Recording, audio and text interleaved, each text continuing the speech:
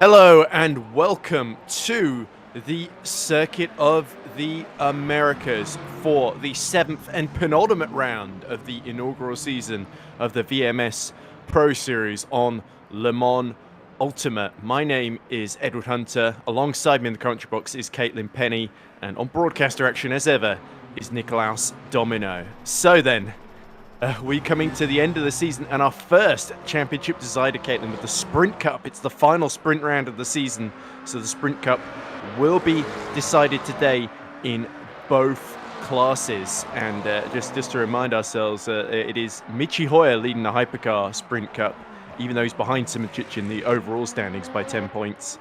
And Kieran Prendergast is leading both the Sprint Cup and the overall standings by quite some distance as well. So in theory, it should be straightforward. Michi Hoyer needs to finish third or higher to seal the title delay, and Prendergast needs to finish fifth or above to seal the championship today. But in these sort of title deciding scenarios, the unexpected can happen. Everybody's been upping their game as the season goes on. We saw Fabio Grigoletto, for instance, be awarded a victory after a fantastic performance at Fuji in that photo finish with Simoncic, who sadly, from his perspective, I guess, lost victory by cutting the pit entry, which race direction notes specifically says you're not allowed to do. So Simoncic got a 5-second penalty for that, which dropped him from first to second, losing a crucial points in that Sprint Cup to Michi Hoyer in the end. So it's poised very, very nicely, and COTA is a great circuit for this penultimate, our first of our three championships being decided then.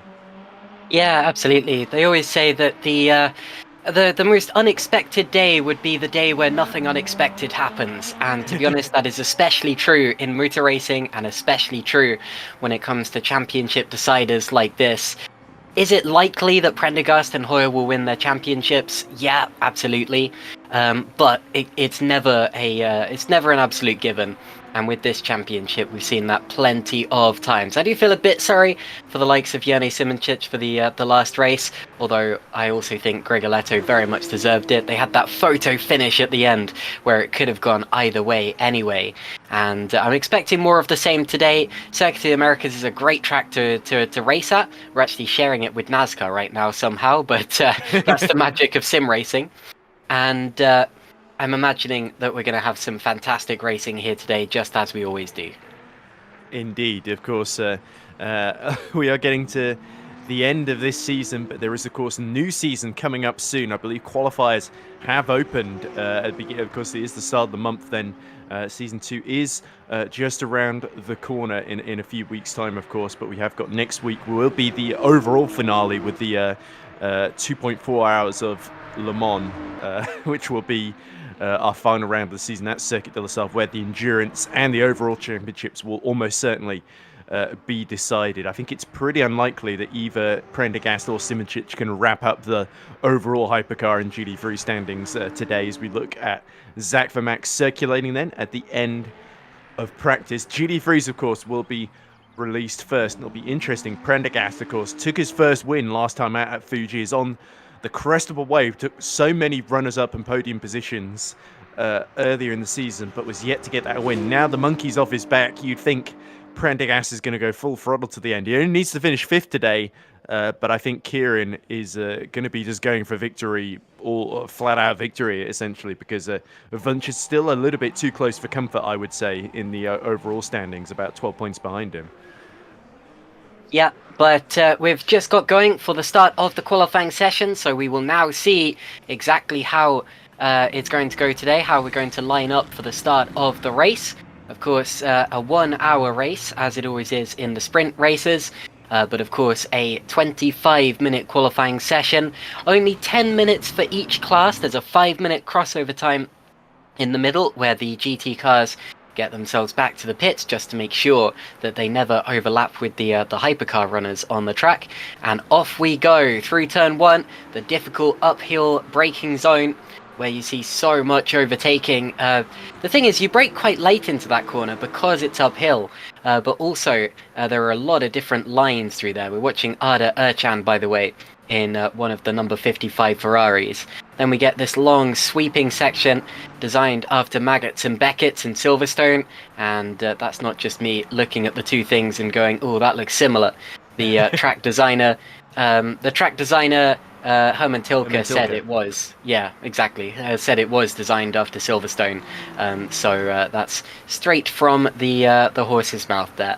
And then into That's no way to talk about Herman Tilke. into a couple of hairpins now. We've got this little left-hander, followed by a long straight about 1 kilometer long, and then another long straight. And then another hairpin to the left, and then a fiddly little arena section, which always catches people out. But that is where the time is going to be gained and lost in this qualifying session.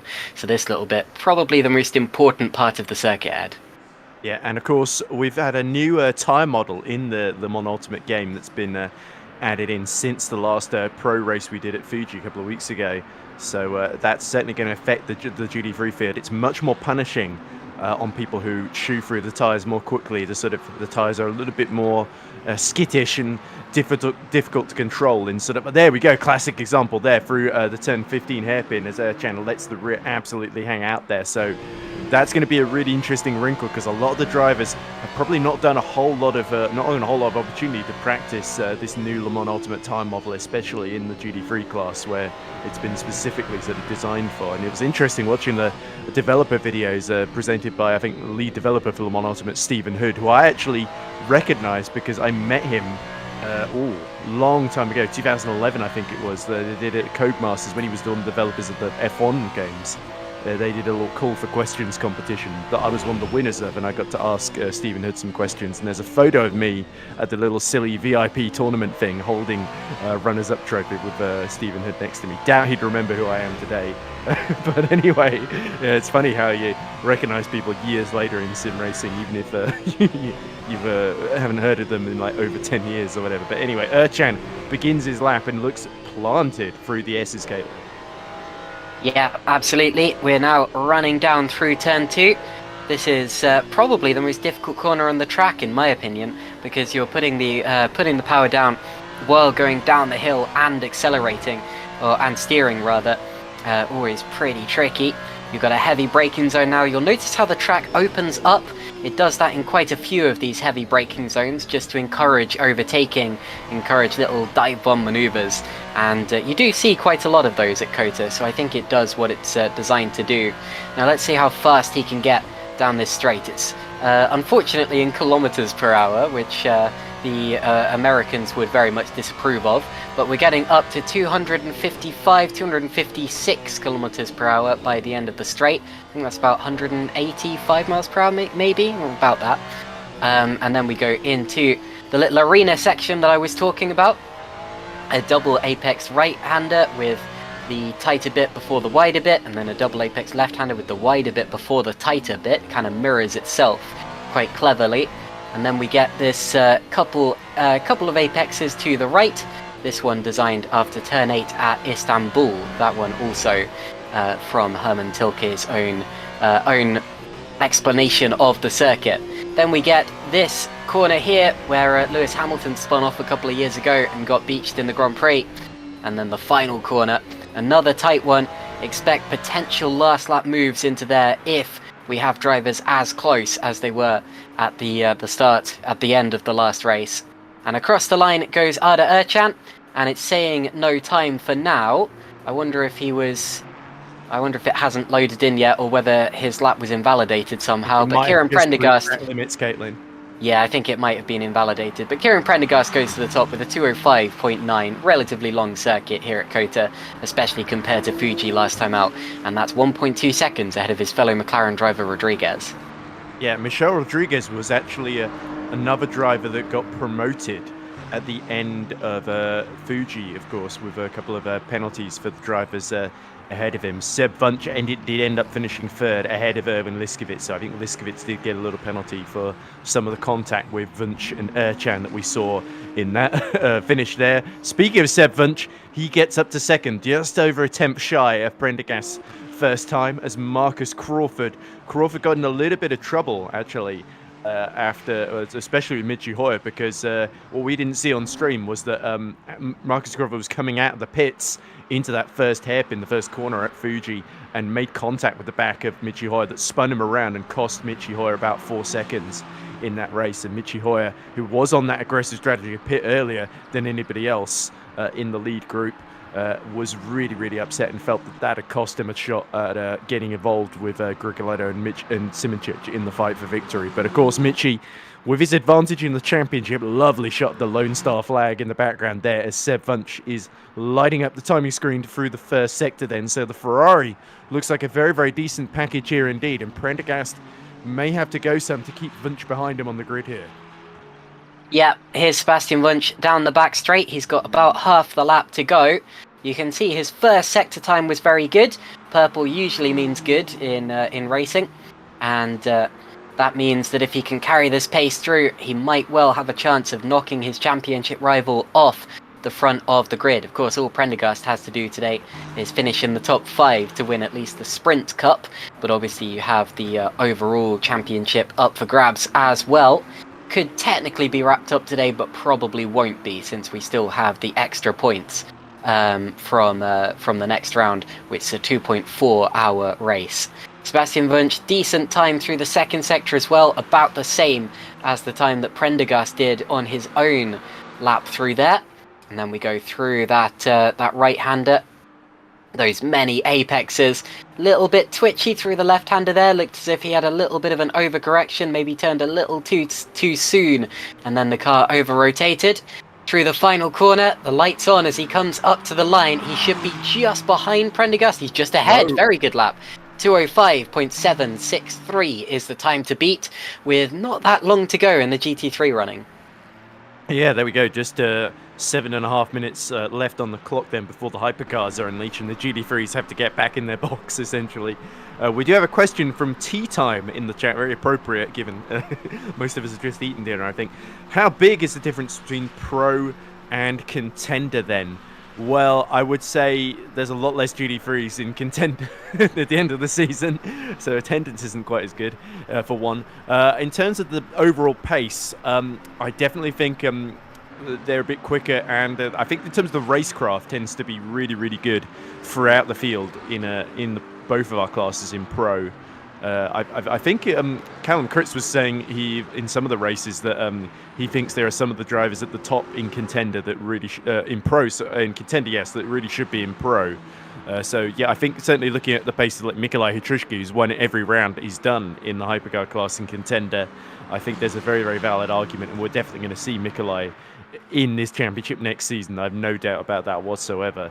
As we see Ercan completing another lap, personal best, but he is about 6/10 then behind Wunsch and Prendergast. Across the line, goes up to 4th, displaces Callum Cripps by a narrow margin there. Michelle Rodriguez has actually had a really good lap here to be just 6/10 off a pole as we look at Cripps trying to fight back against Ercan. Callum Cripps has got faint hope of maybe being in that championship picture in the Sprint Cup. He does indeed go faster than Arda Ercan, but he's 1.3 seconds behind his fellow countrymen Prendergast and Wunsch. Then, as now we see Regan Mitchell goes 4th fastest, and all of them in the sort of within 1/10 of a second. Mitchell, Cripps, and Ercan. As Thingard is going well off track. That's not how to do the S's, Caitlin. Yep, that'll be an abandoned lap there for Luca Thingard. It'll be, oh my goodness, well, he's cutting all the corners here. Yeah, we're nearly getting to the checkered flag anyway. I know you'll be looking at the time and going, what? We've got 15.5 minutes to go. But when they reach 15 minutes to go in the session, that is the checkered flag effectively for the GT3 cars. And they will get themselves back to the pits, and then with 10 minutes to go, we will get the Hypercars out onto the road. Crawford will get enough time for one more lap, so this is his particular last chance, as up to turn 1 he goes. As for that question about the difference between Contender and Pro, we can actually compare their lap times, because they've both raced at Fuji, I believe, and potentially both at Monza, yeah. Yes. So we can, I'll get that to you soon. Of course, it's difficult to tell exactly because you can't compare them on exactly the same track conditions, and also they're not racing together head to head. But I definitely think that the Pro drivers deserve to be here. The likes of Wunsch and Prendergast are absolutely proving their worth today, as they always do. Marcus Crawford now up towards turn 10. The checkered flag will be out and waiting for him at the end of this lap, and it will wait for everyone who comes through. So this is the last chance that the drivers out there have to improve on their qualifying times.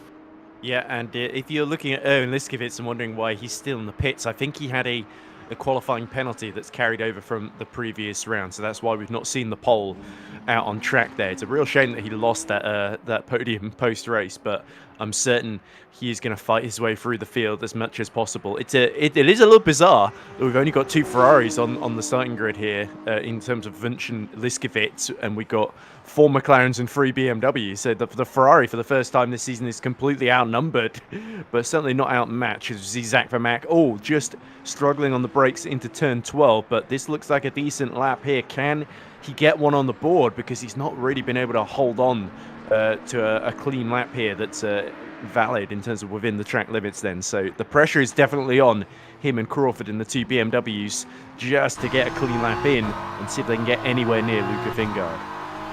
I can give you a quick update on the difference between pro and contender question, because I looked at the pole times from Fuji, and Gregoletto's overall pole time from Fuji was just over 0.4 of a second faster than Krzyzewski's from the contender series. So that's about 0.4 of a like second. Not bad. He'd have been 6th overall on the starting grid, but that's neither here nor there. Here comes Zach Vermaak up to the line. Across the line he goes. I think that must have been an abandoned lap time or a discounted lap time, because it went wide in the final corner. What about Marcus Crawford here? Oh, Crawford's just finished his lap, hasn't he? So that'll be it then. I think that means Sebastian Wunsch is now safely on pole position, Ed. I'm almost certain that he is, because neither him or Prendergast are out there at the moment. Nobody else really looks like challenging them. So Vermaak has called it in. I think Marcus Crawford is just going back to the pits now, so hopefully he should be cleared by the time our hypercars are released. But if this is the grid order, let's go through it then. So Sebastian Wunsch, 205.7, a very impressive pole position for the German, desperately trying to keep his hopes alive. Remember, he needs to win with Prendergast sick for worse to steal the Sprint Cup today. But in the terms of the overall standings, he is on 115 points to Prendergast on 123. So that is looking much more promising for Sebastian Wunsch at the present moment. Michel Rodriguez is about 0.6 behind Wunsch, with Prendergast in between then. So it looks like it's going to be a Prendergast-Wunsch battle, as it has been so many times this season, with Michel Rodriguez doing brilliantly to get up to third, ahead of Regan Mitchell, who has one of his best qualifyings of the season as well. Callum Cripps just fell short with Mitchell in the battle for 4th on the grid. Then in 6th, it's Luca Vingard, 3 seconds off the pace. So I think Vingard just got a safe lap in there, whereas Vermaak and Crawford not quite able to keep the BMW. Maybe it's a bit understeery for some of the high-speed stuff. We saw that especially with Vingard when he had his bucking Bronco moment off track, didn't he? So, yeah, that probably explains why the BMWs have struggled so much. And then Liskowitz, of course, stationary in the pits. He will start from the very back of the grid, along with Vermaak and Crawford, who also did not set valid lap times. So 1 minute to go, and then we're going to see our hypercars in action, Caitlin. I think all eyes are going to be on... there we go. We do see the times. So Marcus Crawford did get a lap in right at the end as we were looking in the pit lane there, as the hypercars are just congregating at the pit exit, and it looks like it's Marco De Buono and one of the Cadillacs. Is that Neil or Grigoletto then in the 311 that's alongside him? But it's Simoncic right at the head of the queue, and then Hoyer just at the tail of it.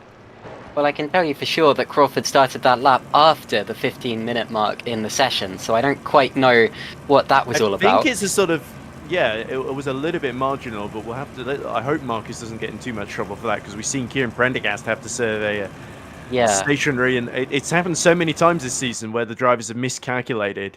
It happened to Prendergast. It clearly happened to Liskowitz last time out as well. I'm afraid to say it wasn't marginal at all. Right at the end. He started that lap 1.5 minutes after the 15-minute mark, so that was not marginal, I'm afraid.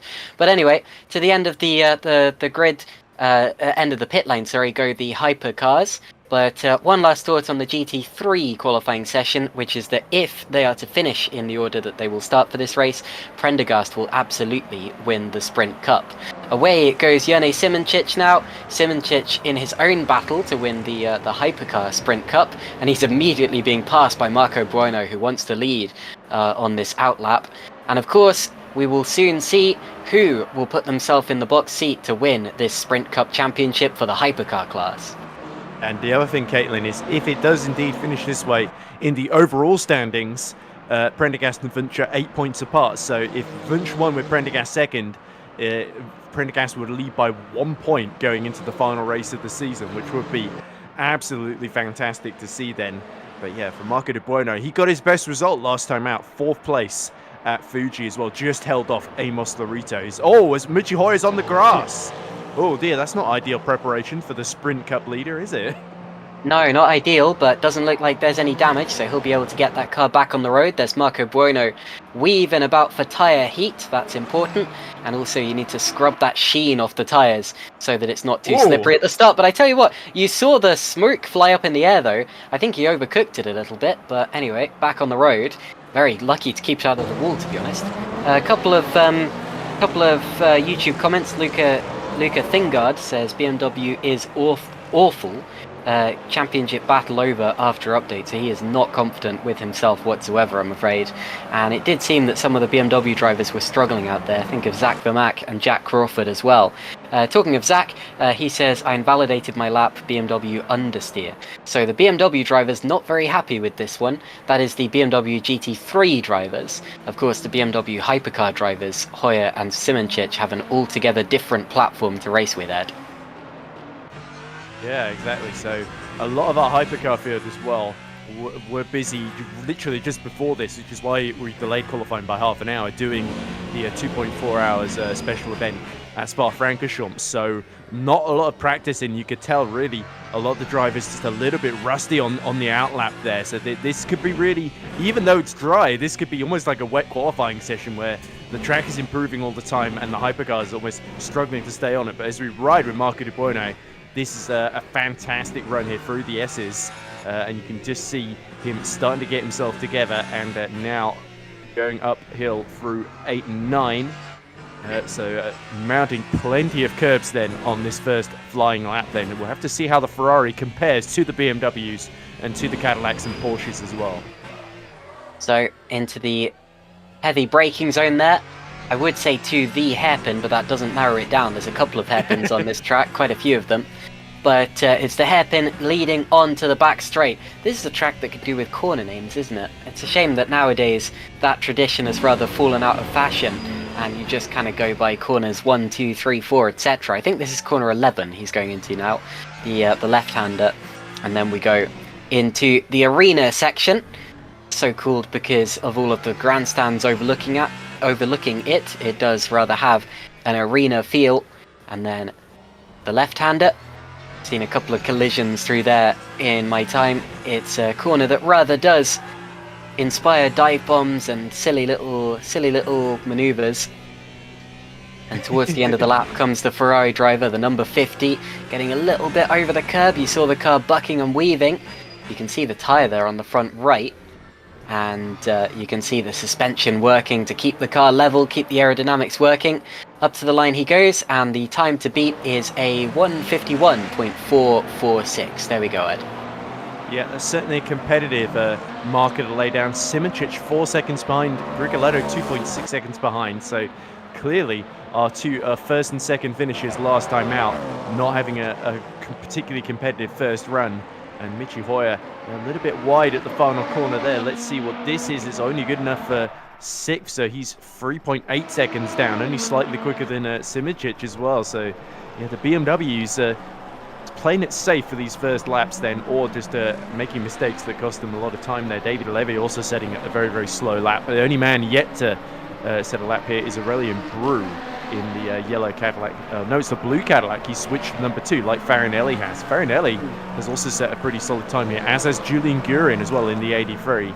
Julien Guerin from G League Esports, the Frenchman in the Ferrari. So it's interesting because a lot of the Italian drivers went for from Tatum Esports went for the Cadillac, of course, at the start of the season, whereas the French drivers they don't have the sort of split nationality loyalties. None of them going for the Peugeot; they're all going for Cadillacs, and in Guerin's case, the Ferrari. So yeah, there's for Tatum Esports, Marco De Buono is the only one that did go for the Ferrari. Everyone else went for the Cadillacs. Well, sorry for the Peugeot there, but there you go. Onto the back straight goes David Levy, yet to set a time. Yet to set a really competitive time. I'm sure he can do better than 5.4 seconds off the pace. Marco Bueno improves his second sector time. His first sector was decent, not a personal best, but I do still think this is on for an improvement, and he was much smoother into the penultimate corner this time around than he was last time we saw him. He's nearly 2 seconds faster than anyone else. I wonder if he just got his tyres turned on a bit quicker. I can't imagine that that's the actual pace, and he does go over 2 seconds quicker.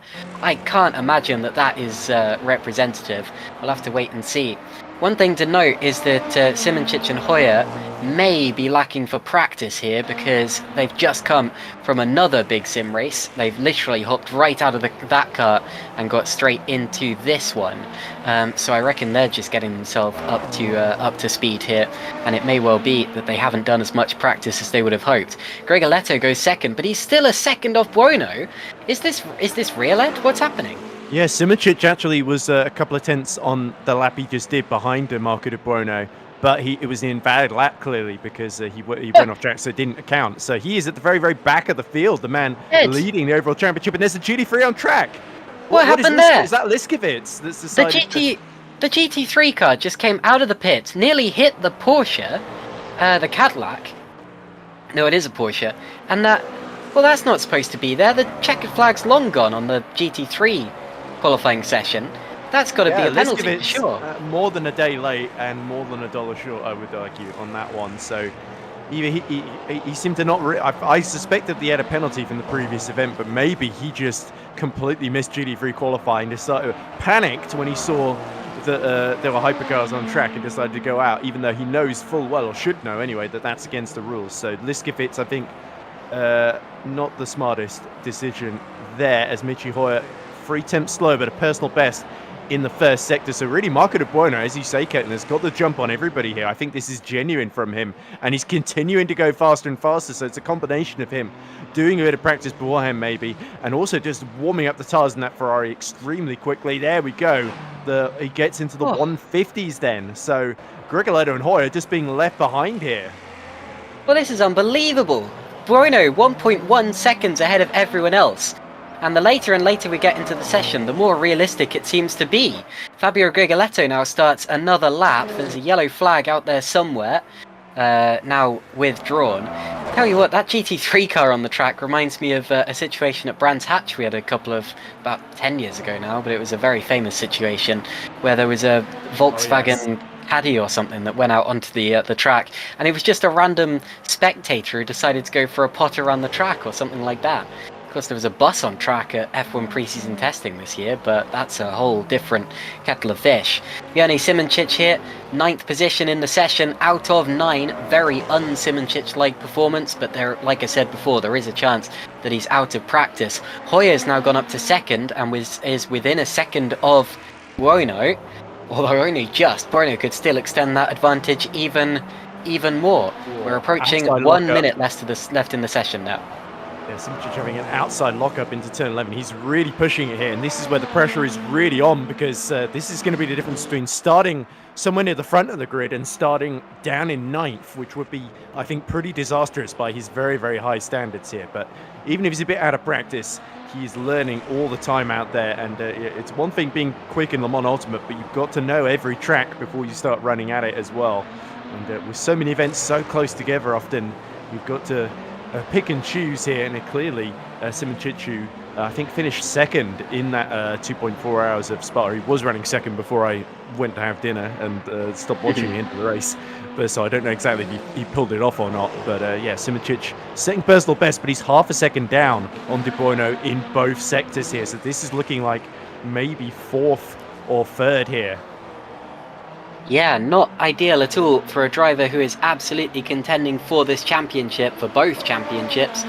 And across the line he comes today, and he's 4th, so he does improve. And I knew that he would, because Simoncic always does. A little bit of a lockup though, so that might be his last chance. And Gregoletto improved, he goes 2nd. He's just under 7 tenths behind Buono. And there is Julian Guerin, but it looks as if it's going to be Buono. The checkered flag is out, and that means these drivers have one more chance, if that. Yeah, Gregoletto was able to get within 6 tenths or so of De Buono, but that's still an almighty gap. So Marco De Buono, take a bow. That's a fantastic lap. warmed up the tyres almost immediately, very, very narrowly avoided the barrier. So it was quite the eventful outlap, and that seems to have dictated how this session has played out. David Levy has jumped Jerne Simoncic as well, so Simoncic is down to 5th. That's not good news in his quest to try and steal the Sprint Cup off of Michi Hoyer. And in terms of the overall championship as well, he can't afford to lose too much ground to Michi either. And we can't forget Grigoletto, also a threat in that Sprint Cup as well. Maybe him and De Bueno, teammates at Tatum Esports, might potentially work together depending on how things play out here. Jules Neal is on a personal best here. He's down in 6th. Can he do another David versus Goliath feat and take down Jerne Simoncic down to 6th on the grid? That would be impressive in that Cadillac if the young Frenchman was able to do so. And let's see the time for you see Hoyer still trying to get back on the front row in the background, but you sense that Tatum Esports have got this one perfectly, and it's Hoyer and Simoncic have been caught wrong-footed here. Yeah, I definitely think that is the case. Here's Jules Neal into the final sector of his final lap. He was 3/10 down in the first sector, but that is 3/10 down on Buono, who seems to have a march on the rest of the field. Jules Neal currently 6th, and it looks as if he was heading into the pit. Here's Michi Hoyer, who does the same. This could be session over now. What about Grigoletto? Well, here's Aurelien Brut towards the end of his own lap. I think if anyone has, to be honest, I don't think anyone has a chance. No one can gain 7/10 of a second in this time and across the line, and that's it for Aurelien Brut. So I think that's session over now, Ed. Very good qualifying session, very, well, huge pole position from Marco Bueno. Indeed, certainly not what we're expecting. And could we see a Ferrari win for the first time in the Pro Series? It has happened in Contender in the hands of Walter Trilla. But yeah, Marco de Bueno, who of course fresh off his best result, is really on a high at the moment. And Tatum Esports, I'm sure, will be cheering him on. So then, let's go through the grid order before the cars congregate at the start then. Front row, Marco de Bueno and Fabio Grigoletto. It's an all-Italian front row for the first time, with the Ferrari followed by the Cadillac. Row 2 is Sprint Cup leader Michi Hoyer with David Levy, his best qualifying this season, 4th in the Porsche. Row 3 is Simoncic in 5th. Plenty of work to do with Jules Neal alongside him in 6th. In row 4 is Aurelien Brut and Julien Guerin, the two Frenchmen, in 7th and 8th. Row 5, Daniele Farinelli takes up the rear of the Hypercar field, but it's Sebastian Wunsch in the lead, starting out for the GT3 field, with Kieran Prendergast in 2nd and Michel Rodriguez alongside him on row 6. Row 7 is Erwin Liskowitz, apparently, despite not setting a lap time in the GT3 qualifying, just ahead of Regan Mitchell. And then Callum Cripps will start 15th on row 8 with Luca Fingard 16th. Then Marcus Crawford and Zach Vermack, who I don't think are able to get lap times in time in the session. They will make up row 9. I wouldn't be surprised if Liskowitz gets put back to 18th instead of Zach Vermack due to doing his qualifying lap during the Hypercar qualifying, which is a big no-no to say the least. And he was lucky he didn't compromise anybody's laps, although he may well have done, but we didn't see it on stream, Caitlin, at least, luckily for him. Yeah, it's pretty shocking, actually. The drivers all know the rules. They've all done this before. It's not like he's brand new to the championship and just didn't know that the session was over. So I'm absolutely baffled as to how he would do that. But anyway, it's got to be some kind of penalty. We'll wait and see what ends up coming from that. So that's the qualifying session. Marco Bueno, a huge pole position. It is worth noting, though, if they are to finish in those positions, Michi Hoyer would win the Sprint Cup Championship. Not by that much, though. This could absolutely, especially if he drops back from 3rd position, this could still go the way of Simoncic or even Grigoletto. And Grigoletto had a pretty good qualifying there, so who knows. Marco Bueno, who is on pole, cannot win the Sprint Cup Championship, so unfortunately that is not something that we have to keep an eye on. But he can absolutely throw a spanner in the works, and if he wins today, then that will be a well-deserved win in and of itself, and I think he could still get 2nd or 3rd in the Sprint Cup Championship. No, I don't think so. In the Sprint Cup, Marco de Bruno's on 19 points. Maybe not then. Simoncic on 61, Hoyer on 73. Davin Rockchick on 58 and Fabio Grigoletto on 60, so that's more than 25 points away from him, sadly. So I don't think De Buono is really in contention. Then the likes of... We've got Amos Larito a bit close on 28 points, but he's not here today, so I think he was the only other one. Him and Aurelian Brew maybe, but Brew's on 30 points. I think he's just outside the range that he needs, as we see the GT3 field just being put together. There's Seb Vunch, the pole sitter in GT3. And there's a great chance, maybe not to beat Prendergast in the Sprint Cup, but certainly to get within a point of him in the overall standing, because Vunch did lose the lead last time out at Fuji, and he desperately wants to take it back. So, yeah, Prendergast and Vunch, I think that's going to be hammer and tongs. But Hypercar is, I think, the most unpredictable here, Caitlin, as we see the lights are on at the start of this race then. So it looks like we're starting in sort of dusk conditions late in the day then. So that's going to change the temperatures ever so slightly out there on track. Here we go then. Buono and Grigoletto on the front row of the grid lead us around. In the GT3 category, it will be Seb Vunch and Kieran Prendergast at the front. We have an hour in front of us, so plenty can change in that time. We've got championships to be decided. We've got a championship fight to be set up in the overall standing as well. And out of the final corner we come. When the green lights go, we will begin the race. So I will hand over once again to you, Ed Hunter, to catch the first part of the first lap. Here we go then. Marco De Buono leads away from pole position, but it's a great start from Michi Hoy, who jumps Fabio Grigoletto for second position, and Simoncic is having a go at Grigoletto too as they go uphill into turn one. Big lockups from all of the cars at the front there. Michi Hoy almost gets crowded off track then, but De Buono has held the lead. Grigoletto holds third, and David Levy has had a bad start. He's dropped behind Jules Neal now, and now he's at the mercy of Aurelian Brew and Daniele Farinelli in those two dark blue Cadillacs. But for Marco De Buono, this has been an absolutely sublime start. He's streaking away, and Michi Hoyer is still fighting away with Grigoletto. Then, as we look here, it's Michel Rodriguez who's gotten up to second. What's happened to Prendergast? He's down into fifth position, as there's Julian Gurin, who's not gone away well at all. He's right in front of the GT3s there in his Hypercar, and Prendergast lost out at the start there big time. And Grigoletto's past Hoyer again. He is, so Grigoletto back up to second place, and there you see them going down the straight. Hoyer gets a switchback manoeuvre and goes for second. As for the GT3s, I was watching them into turn one. Prendergast was going for a big dive, and Rodriguez has just passed Cripps for second. Prendergast went for a big dive on Wunsch, and it looked as if they were all going to get caught up with the back of the Hypercar class. I reckon there was contact between the leaders in the GT3 category.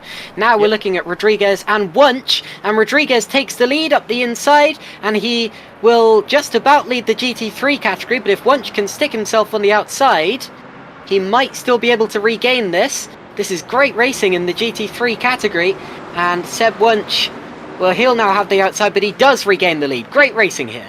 Yeah, and now Michel Rodriguez is starting to worry about Cripps behind, who has also got Prendergast, who's gotten through on Regan Mitchell there. And now Prendergast is trying to go around the outside of Callum Cripps. They're both in a voice chat together. They'll be saying, "Oh, please don't take me out here, Kieran.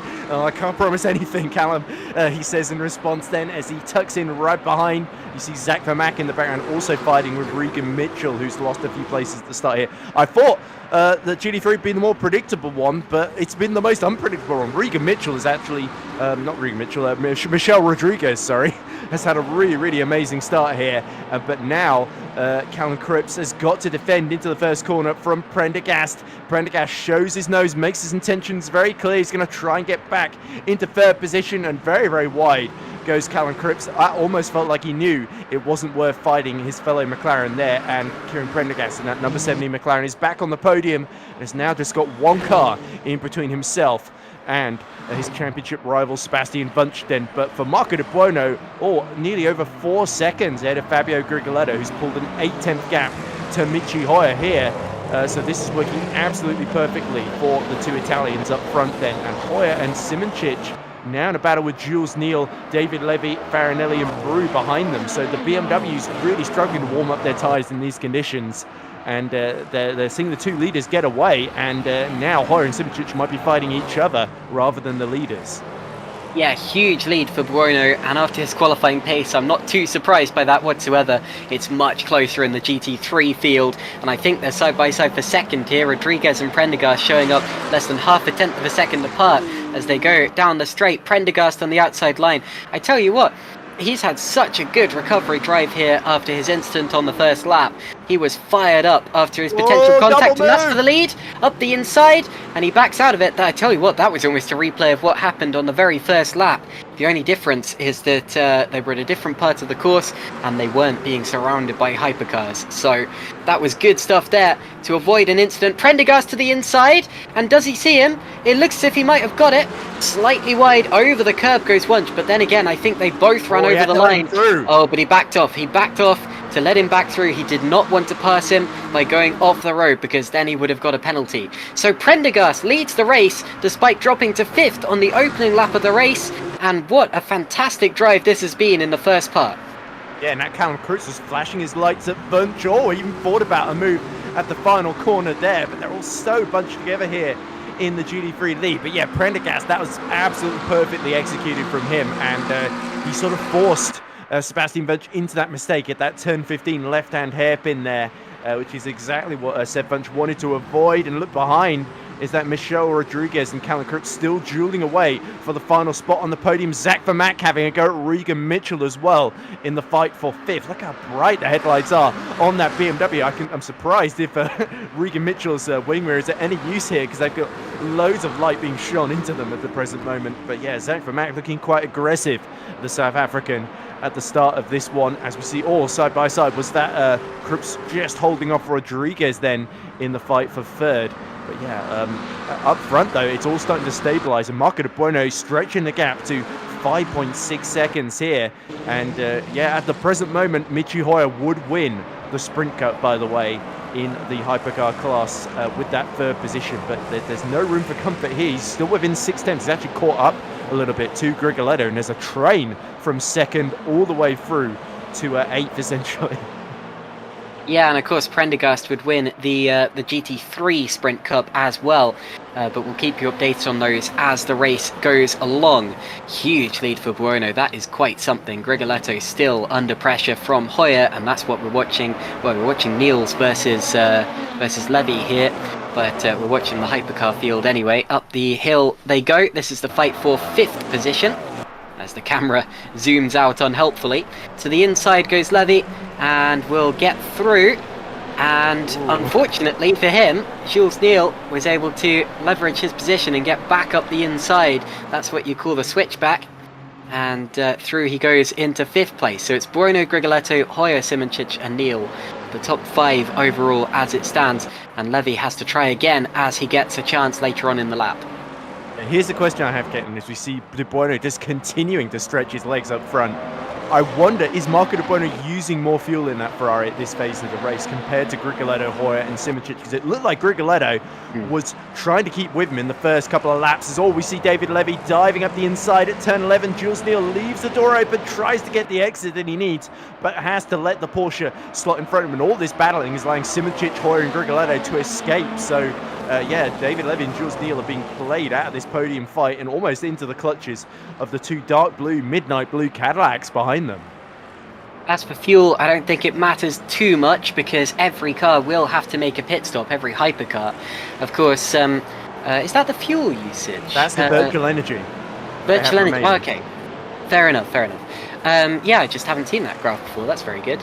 But yes, every hypercar will have to pit. There's no mandatory pit stop, but they will simply run out of fuel if they don't.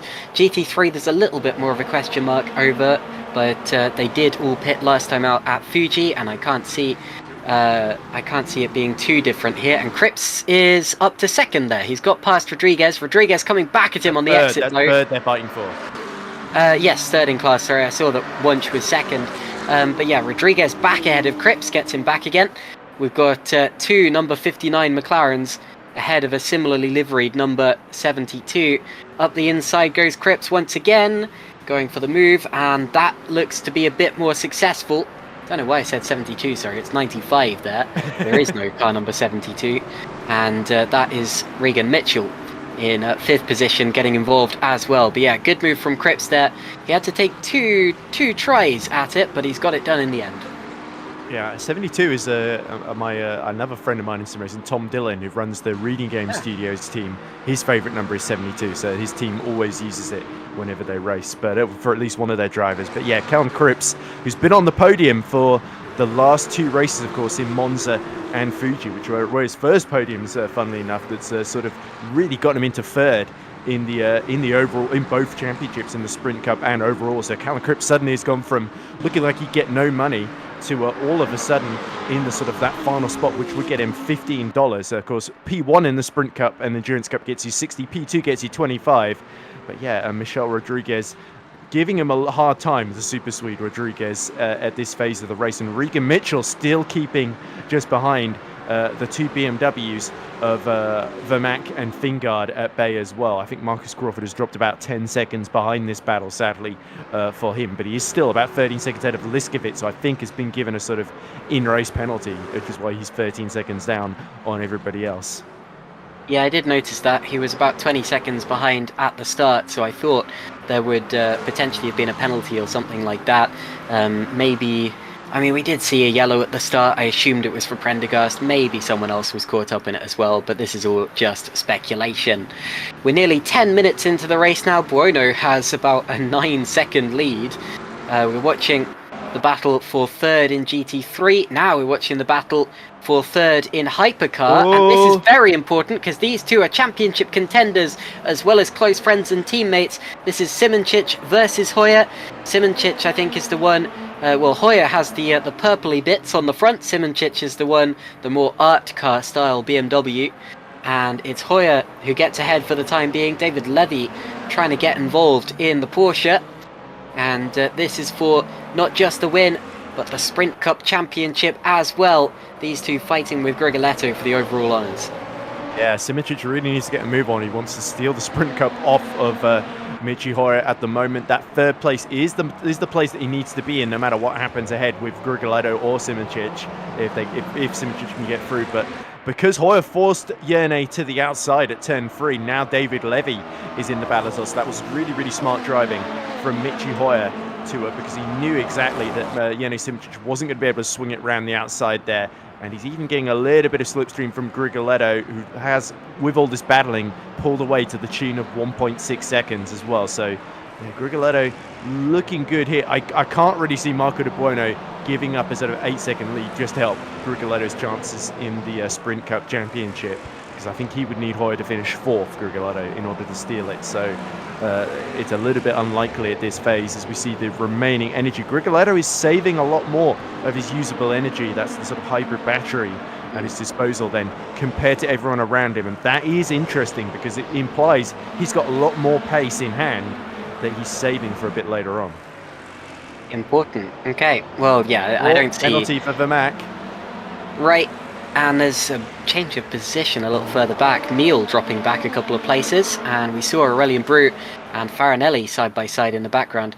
Right, okay, so it was I think it was a mistake on the timing screen because Neil is back up into 6th place. It looks as if we were just getting confused because Aurelian Brute was into the pits.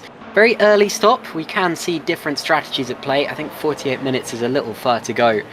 On one fuel the fuel tank's only about 40 minutes as well, so that implies maybe that Aurelian Bruce hit trouble. But side by side go the 2 McLarens, the 259s, and who is it that's going to get the inside hits? Rodriguez on the inside then into turn 12. Callum Cripps tries to hang it out around the outside. There's Regan Mitchell just behind them as well. Cripps now back up the inside into 13, muscles his way out, almost forces Rodriguez off track, and now Mitchell is going to have a go at the Swede in front of him. So Michel Rodriguez in a sandwich with the 2 British drivers, getting very, very physical as he tries to go all around the outside at 15. Rodriguez flashes his lights at Mitchell. Mitchell is surely going to have to give up that position because he went off track to do that overtake. Yeah, and there was definitely contact there as well. I was very glad that Cripps didn't end up spinning around because that could have involved all 3 of them. So good driving to avoid ending up in a massive pile of carbon fibre and rubbish. Now a little look up the inside. Rodriguez into the pits comes Vermaak. That'll be to serve his penalty. And on the exit, I think Rodriguez has got that. So through he goes. I think that should save Mitchell from a penalty. Up the straight we go now. And into turn 1, another opportunity for manoeuvres. The BMW in the background as well is Thingard, who was not rating his own chances after qualifying, but he's getting involved in this, and the McLarens fighting are really helping him. Back to Hypercars, this is Julian Guerin and Daniele Farinelli. Yep, so yeah, Farinelli and Guerin Gurion having a good recovery, actually, given he had a horrible first lap, didn't he? Where he had the incident that dropped him just in front of the GT3s. Now he's starting to pick off the rear of the Hypercar field. So the Ferrari just has latently really good pace around here. Interestingly, though, Grigoletto has fallen into the clutches of Hoyer again. It was he's lost a whole second in the last couple of laps to Michi Hoyer, and it's allowed Simoncic and David Levy to close, as well as now they're stuck behind some of our GT3 runners as they come through to lap them. This is absolutely crucial here because they can't afford to trip up over Zach Vermaken. Oh, there we go, a little bit of a side swipe where I think that was Liskovitz that Simoncic hit there, and he's flashing his lights round. Oh, drifting out wide goes Zach Vermaken. He nearly collides with David Levy as he rejoins. That's going to allow Liskovitz through up the inside of him into 17th overall in this order.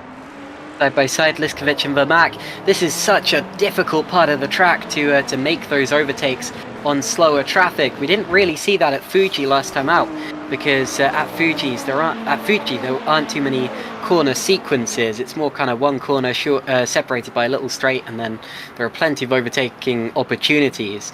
Here you can catch traffic in really bad places like in those S's, and the Hypercars still want to make the moves. If they don't, they'll lose out loads and loads of time. But if they do make those moves, they've got to hang it around the outside of some of the fastest and trickiest corners on the circuit. So it's not a great track for multi-class racing, at least if you are in the faster car. If you're a spectator, though, you're absolutely loving it. Through goes David Levy on one of those GT3 back markers. I think they've got a little bit of breathing room now, because Crawford, Liskovic and Vermaak were a little way behind the rest of the GT3 traffic, so they should have a good minute or so before they have to pass the likes of Thingard, Mitchell and Rodriguez. But I tell you what, that lot are all fighting amongst themselves, aren't they? So they're going to be even harder to pass than a normal GT3 car would be. Yeah, certainly. It's they're not going to be giving up positions like Christmas presents, that's for sure, if they can avoid it. But yeah, David Levy, of course, with a bit of grandstand view, and Levy, of course, has had some pretty solid performances here and there so far this season. Has David Levy, of course, was I think fourth in the end in Interlagos, the sprint race there, but he's never really matched those heights since. He's had the odd good qualifying performance, but yeah, he is quite a way down in the championship, having missed a couple of rounds across the season then. But yeah, Simoncic is back within 0.8 of Hoyer. I feel like that battle is going to run and run, and it'd be interesting to see whether Michi and Yerne decide to work together to try and catch Grigoletto, or whether they decide, right, there's a sprint cup up for grabs here, it's every man for himself, and just decide to go at it hammer and tongs, because that could really help David Levy, just 1.3 seconds behind them, get involved in that fight too. Yeah, talking of missing rounds, Malik's in the YouTube chat says, where is Marocek? And unfortunately we don't know. He's had to sit this one out, so I guess the obvious answer is not here. And that answer... we heard that David is coming back for the endurance round at Bahrain, which is next week, of course. As we see, there we go, they're at the back of Luca Fingard and Regan Mitchell now, Simoncic and Hoyer, and that is going to be really difficult for them to pass cleanly. As they go round the outside at 16, 17 and 18 here, the triple apex right-hander, and Michi Hoyer is really at the mercy, or lack thereof, of Yerne Simoncic here. Yeah, just finish my point about Marocek quickly. That does answer another question that someone had earlier. The Dope Jackalope says, no Lambo, ? And yeah, Marocek was the only Lambo. So unfortunately his absence means we don't have a Lamborghini here. And that is that Cripps and Rodriguez side by side again. And Cripps covers him off up the inside of turn 1. Really tricky to, even as a GT3, to manage the traffic as the hypercars come through, because you've got to be thinking about your own move, but you've also got to remain predictable, because that's just how multi-class racing works. It's always the responsibility of the car behind to find a clean way through, but only if the GT car, the slower car, remains predictable and doesn't deviate from their normal racing line too much. So when you're battling like this, it actually puts the onus on you a little bit more than on the hypercars, and a little bit more than what you would usually have. That was tight, but they've got through it cleanly. That was Jules Neal desperately trying to pass Rodriguez, and Cripps got stuck in between them behind Callum Cripps, which was not ideal for him. Now here come our Grigolotto, Hoyer and Simoncic clearing the GT3 leaders. You see 1.5 seconds between Prendergast and Bunch. Just look at this. David Levy is now really closing up to the back of Simoncic in all of this, and actually Hoyer has got past Prendergast before turn 12. That's absolutely crucial for him, and now Simoncic diving up the inside into 13. Levy trying to follow him through instantly. Prendergast actually loses a bit of time in all of this, and that allows Seb Bunch to close almost within a second now. Nearly within a second. This GT3 traffic has rather stabilised the gap at the front between Buono and Grigoletto. That's not really the one that we should be focusing on right now. Hoyer versus Simoncic is interesting.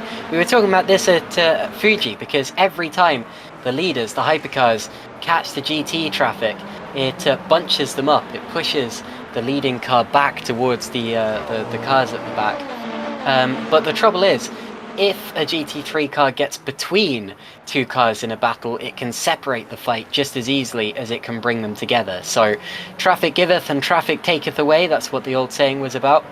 And you'll see that affecting the race as it goes along. Little twitch from Levy, but he gets away with that nicely. Still running in 5th position, although he seems to have used up more of that virtual energy than pretty much any of these other drivers, just to keep up with these BMW drivers ahead of him.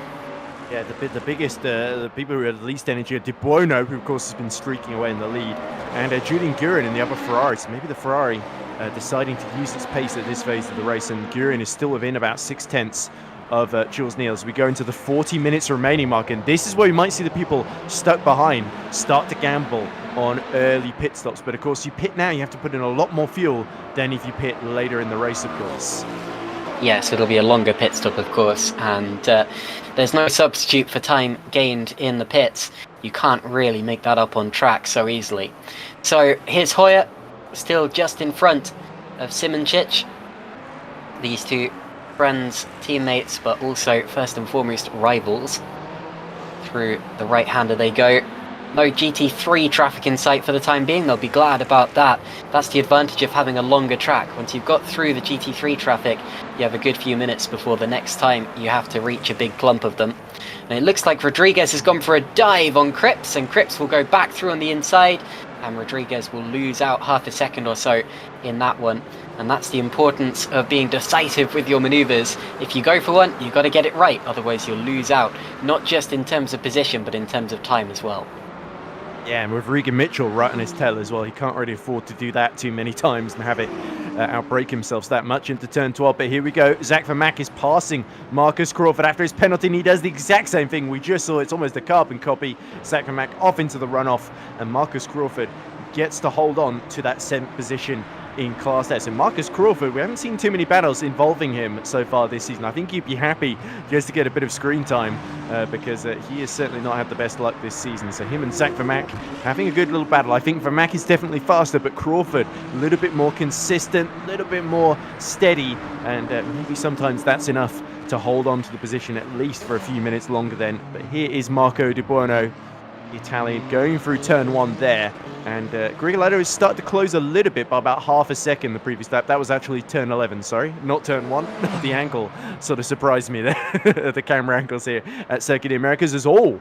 Things are getting a little bit mixed up there. I think David Levy is having an attack on Jerne Simoncic. He's going up the inside then, down the back straight here, Caitlin. And is Levy going to be able to brake late enough to put one over on Jerne Simoncic? There we go. Simoncic gets off the throttle and almost lets Levy through there. So was that tactical, or is Jerne genuinely struggling here? Don't know if he lifted off the throttle so much, but Levy absolutely did take advantage and go through on the inside. So Levy up into 4th place and splits the two BMW drivers who are fighting for that championship. And now let's see if he can keep up with Hoyer, go after him, or whether that one's going to be a little bit of a harder nut to crack. Through the right-hander they go. 37 minutes to go in this race. Probably about 10 minutes before we see these drivers really seriously start to consider pit stops, although they'll have to do it at some stage. Through the final corner of this particular lap they go. I've also noticed, and there's the energy left, I've also noticed that while Buono is backing off a little, potentially to save some energy, that doesn't really matter because he's got so much of a gap. But the GT3 leaders have remained there or thereabouts, once about a second behind Prendergast, and they may be about 8 seconds ahead of Cripps in third place. They're building out a good lead with the help of Cripps, Rodriguez and Mitchell all fighting each other. But the fact that they're close means we could still see that kick off late on in the race, and that's what we like to see, just a little bit of tension involved in our action. Cripps has got form in terms of defensive driving, just backing the pack up and letting Prendergast play up front, so that we're seeing sort of a rerun of that, except Funches in between them on this occasion. Now Levy fancies a run at Michi Hoyer. We've heard in the chat that Zerny Simčić was definitely lifting and coasting and trying to save fuel into turn 12 there. So he decided, rather than fighting the position, using up more fuel, he's going to try and get back in front of David Levy with the strategies. We see a yellow flag somewhere out there on track, clears quickly. Levy is up the inside, but this time not far enough alongside to get past Michi Hoyer. Maybe there might be a bit of solidarity, strategic alliance here from the two BMWs, with Hoyer slowing up David Levy and putting him back into the path of Simčić. Dalibor Borgojevic in the chat says, looks like Jerne is saving fuel. I don't believe it would be so easy to pass Jerne like that. No, I don't think so either. But still a good move from Levy. Here is Jules Neal versus Julian Guerin, a little bit further back, the battle of the Jules. And these two a little way off Simčić up ahead. About 7 seconds is the gap between Simčić and Neal. I think Neal went a little better at Spa last time out, unfortunately. Maybe this just not really a track that suits him. And now we look back to this fight between Hoyer and Levy, who goes for a move. He goes to the inside and makes it. Oh, little bit of contact, little bit of wheel-to-wheel contact.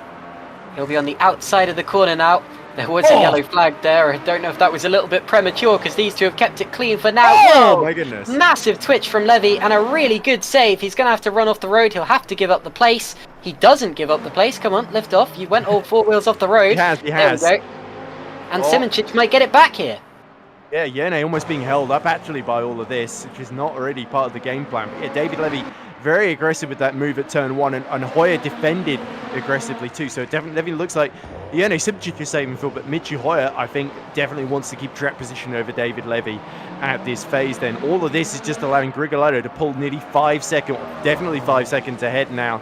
So Grigoletto is actually matching the pace of Di Buono up front. Interesting thing about Guerin and Neal, they are actually teammates at G League Esports, and they were sharing a BMW GT3 at Sebring in Virtual Endurance Championship yesterday, where I think they finished in the top 5, top 6 in the overall standings, if memory serves correctly. Yeah, so yeah, they're definitely working together and now working against each other, 9/10 apart then, as we see the 3 black and orange McLarens continuing to squabble for that final slot on the podium. Callum Cripps just having a lot of fun out there, keeping Rodriguez and Regan Mitchell at bay here. And Michelle Rodriguez, I think, having qualified so well, having that brilliant start, now feeling a little bit held up here as we see, something has happened there on track. I think Grigoletto has fallen off the page, and that's because he's disappeared completely. I think Grigoletto might be in trouble here.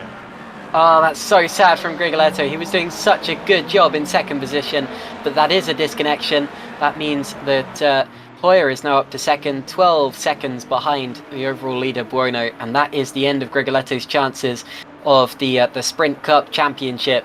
Such a shame for the Cadillac driver, who was running second overall in this race. As for the fight between Cripps and Rodriguez, they swapped places about 3 times on that last lap. Cripps is now ahead of Rodriguez. But yeah, I was a little bit distracted when we were watching that fight between Levy and Simčić, because they were swapping back and forth and back. And has Neal dropped behind Guerin as well? I think that's another change that's happened quite recently as well, isn't it?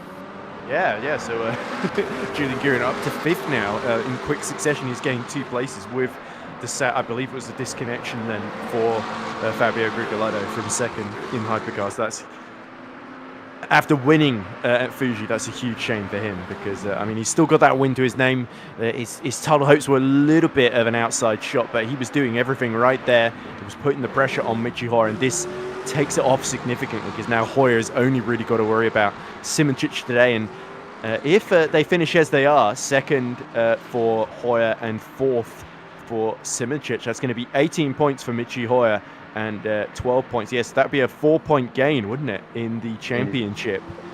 So that would mean it would be just 6 points overall going into the finale. So both, GD3 and Hypercar would be fairly close then going into the finale. But Callum Cripps and Michelle Rodriguez still inseparable from each other. I think the only way to tell them apart already is there's a little logo on the front bumper of Rodriguez's car that's not on Callum Cripps's one. Yeah, you can just see it from this angle there. Is that the... I can't read it from this far back, but it's a sort of squiggly number there, and it's just plain black on the front of Callum Cripps's one. So that's how I'm telling the two apart then. But go through turn 10 and in towards turn 11 they go. Rodriguez is tucked right in. He's going to pull to the outside.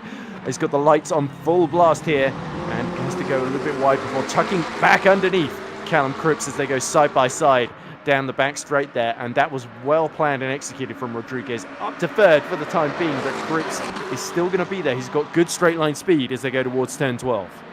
Yeah, Rodriguez with more lights on as well is another way you can tell them apart, but only for now, because that could easily change. Cripps coming back to the inside now. That's late. They rub doors. They've done that several times in this race already, and Cripps does go through on the inside. Here comes round the outside Mitchell, so Regan Mitchell getting involved as well. Settles in the three very similar looking McLarens, who are about to catch and pass Fabio Grigoletto in this sector. Not that matters much, of course. Around the right-hander they go, and they're very lucky to all be pointing in the right direction, because I've seen them rub doors maybe 5 or 6 times in this race already. It reminds me of that battle between the Ferraris in the last race, Wunsch, Ada Erkan, etc. And we're very much hoping not to have a repeat of that, because there were some rather ticked off drivers in the interview room after the race in Fuji. Yeah, they certainly were. As we see, another yellow flag out there. I think Zach Vermaak has hit more trouble because he's dropped about 10 seconds behind Crawford. Yeah, is Grigoletto back in the race? It's not saying DNF anymore. Yeah, he's in the pits, so he is going to try and rejoin the order, so that is great, but realistically his hopes of a decent finish are essentially over here. This is him just trying to get home in 9th position, get a few points as David Levy drifts the rear out of the final corner, does well not to hit the back of Michi Hoyer. But yeah, Grigoletto is going to come out of the exit of the pit. Cripps is off. Yeah, it's Cripps. Cam Cripps has had a big moment then while trying to defend that third position. He's dropped a little bit down the order then behind Rodriguez and Mitchell to the tune of 6 seconds then. But now Simoncic is all over the back of David Levy then, who's not had a good exit through turn 3 as he desperately tries to keep Michi Hoyer in sight here, and Simoncic behind. So David Levy's been sandwiched between these two for quite a few laps now and doing a fantastic job, because he's got to look ahead of him. He's got Michi Hoyer, look behind him, he's got 4-time FSR world champion Iane Simoncic. So 2 titans of sim racing either side of him, and Levy is holding his own against them. Yeah, he's doing an awesome job here. Very unfortunate for Cripps there. I wouldn't be surprised at all if there was contact with Rodriguez and or Mitchell. But yeah, he drops back a couple of places, much to the dismay of Starkmar in the YouTube chat, who's been cheering on Callum faithfully for this whole race. Down the straight we go now in this fight for second. Hoyer, Levies and Simoncic. They've got Liskovic, I think, coming up ahead of them in the GT3. And they'll have to deal with him quickly and decisively. They're lucky not to have caught him in the S's. The arena section is not ideal, but you do have some opportunities through here. And then of course they'll get the BMWs not too long afterwards of Vermaak's in the pits actually, so that'll be Luca Thingard.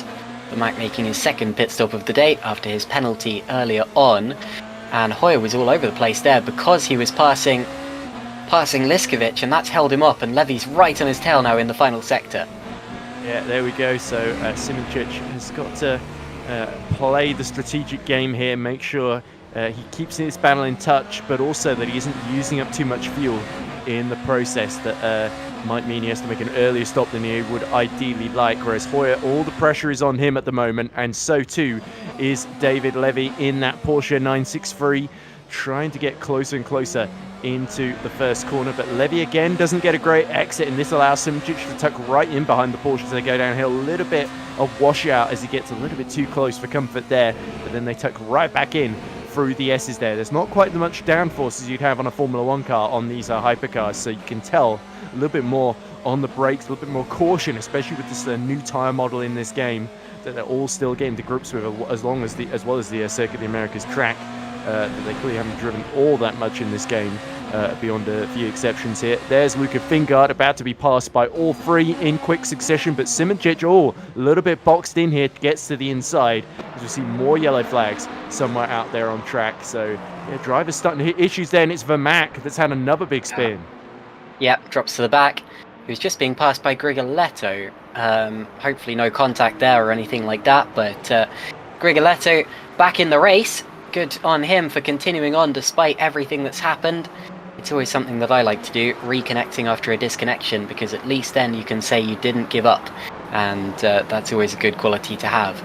Here is David Levy, still sandwiched between those two BMWs. It's amazing it hasn't changed in a while, actually, because there have been a lot of situations with Hoyer getting boxed up and Simoncic having a chance, and either of those drivers could have changed position with David Levy here. And Levy was right on the tail of Hoyer once again into these final couple of corners. We're getting into the stage of the race where we've got to start thinking about pit stops as well. They'll probably try to run it a bit later, considering they'll want to put the minimum amount of fuel back in the car that they can get away with. But they can't leave it too late, of course, because that may not be strategically viable. And also, the longer you go, the longer you risk forgetting and then running out of fuel or something like that. Ooh. And through they go on Rodriguez. Yeah, and they've caught him in the S's, and that will allow Hoyer to get away at least a couple of seconds. Not an ideal place at all. Oh, it's 3 wide.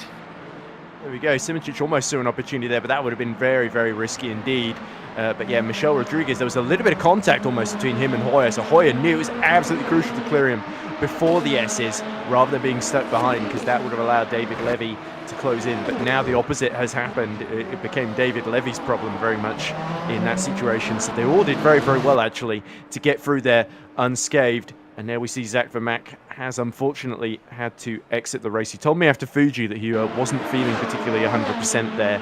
So we hope that Vermaak has at least recovered from his illness and isn't quite so poorly today. But certainly the race has not really gone to plan for the South African. Hopefully we'll see him back for the finale at Circuit de la Sarthe in a week's time then. But meanwhile, I wonder, by the way, if Michi Hoyer is starting to save a bit more fuel in reaction to what Simoncic did there as well. Or are we going to see it turn the other way around? Simoncic being stuck behind David Levy now as Hoyer's finally escaped a little bit is going to prove to be the sort of more crucial margin here. So here we are looking at Daniele Farinelli, a driver we haven't really seen that much of in this race, but he's plugging away there in 7th position. We saw in Fuji how important it was to keep going when others may be falling foul of attrition or something along those lines, because you can absolutely gain places even if you're not the fastest driver out there on track. There was another brief yellow flag.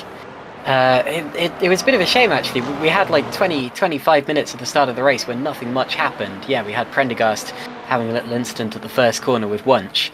But after that it was rather clean. But the last few minutes we've seen a few little flashes of yellow flag as drivers run off and have little spins by themselves. And of course we've had the DNF of Zach Vermaak. Look, Seb Wunsch holding up Simoncic. So yeah, both Hoyer and Levy got through, but Simoncic couldn't quite do it in time through the S's, and that's allowed David Levy to catch right back up to Hoyer again. And you see there, Levy's been using a lot more virtual energy than Michi Hoyer. Both Hoyer and Simoncic on 35%, so very, very similar to De Buono, who's about 14 seconds up the road from both of them. And Marco De Buono not putting a foot wrong. He's been absolutely fantastic up front, and there's not had to worry about any of this going on behind, as we see now Prendergast being lapped by our 3 podium contenders in Hypercar then. But yeah, it'll be interesting to see then whether Hoyer is going to start to get to hurry up here to try and pull away from Levy, because it looks like to me like he's just decided with that big gap to De Buono in front of him that he's maybe thinking about saving a bit more fuel to go longer like Simoncic is at this phase and trying to keep Levy behind him in the process. Levy just half a second behind on the screen. Simoncic lost a little bit more, unfortunately, with that traffic. Here's Kieran Prendergast, who we haven't seen in a while either, but he's been extending his lead these last few laps. Of course, for the longest time, he was just a second ahead of Wunsch, but he started to put the hammer down, and the gap is now 3.7 seconds between Prendergast and Wunsch at the head of the GT3 field. These two at the top of the GT3 Sprint Cup as well, with Prendergast in position to win it. But then again, that was always the most likely from the very start of the race. Prendergast took that victory last time out at Fuji, and he was over the moon because he'd been trying for so long and hadn't Levy quite close to managed Hoyer. to take it. Yep, Levy nearly on the back of Hoyer. But yeah, he broke his duck with that, and I think that's kind of lifted the pressure, and now it's a lot easier for him, and probably will be from now on. Yeah, and he's got, even if there's the unlikely scenario of a tie in the championship with Sebastian Wunsch, he's got all those second places to fall back on, where it's about Seb Wunsch has got a couple of, he's got the win at the endurance race at Le Mans and at Monza as well in the sprint race there. But other than that, he's got maybe a couple of podiums here and there in like third and one second place to his name. But so he would get another one here, of course. But yeah, Prendergast is very much holding the cards at the moment. David Levy starting to look a little bit less patient now than earlier as he hassles the back of Simicic's BMW. He's now looking for the inside into 13. That was very, very near contact between the two there. And Michi Hoyer getting a bit cagey here, knows he has to get defensive, gets right to the inside for turn 15 there. And David Levy, the rear tyres starting to squirm around here as we go into the last 20 minutes now. We're going towards the pit stop, and this could be the best chance for David Levy to potentially try and undercut Michi Hoyer to get through into second in this race. I was just thinking about that. We are absolutely due pit stop soon in the next few laps. They stay out this time around. Levy takes a little look at the back of Hoyer. Sometimes you see drivers just showing themselves to the wing mirrors of the car in front. Liskovic and Thingard are side by side down the straight now. These two have been fighting for a little while. No Hypercars in sight as we look at them. Liskovic has the BMW. Wrong way around. Liskovic has the Ferrari, and Thingard has the BMW with the bright white front and the headlights making it look even brighter. He runs wide. Liskovic will get that one, and he'll have to do it all over again.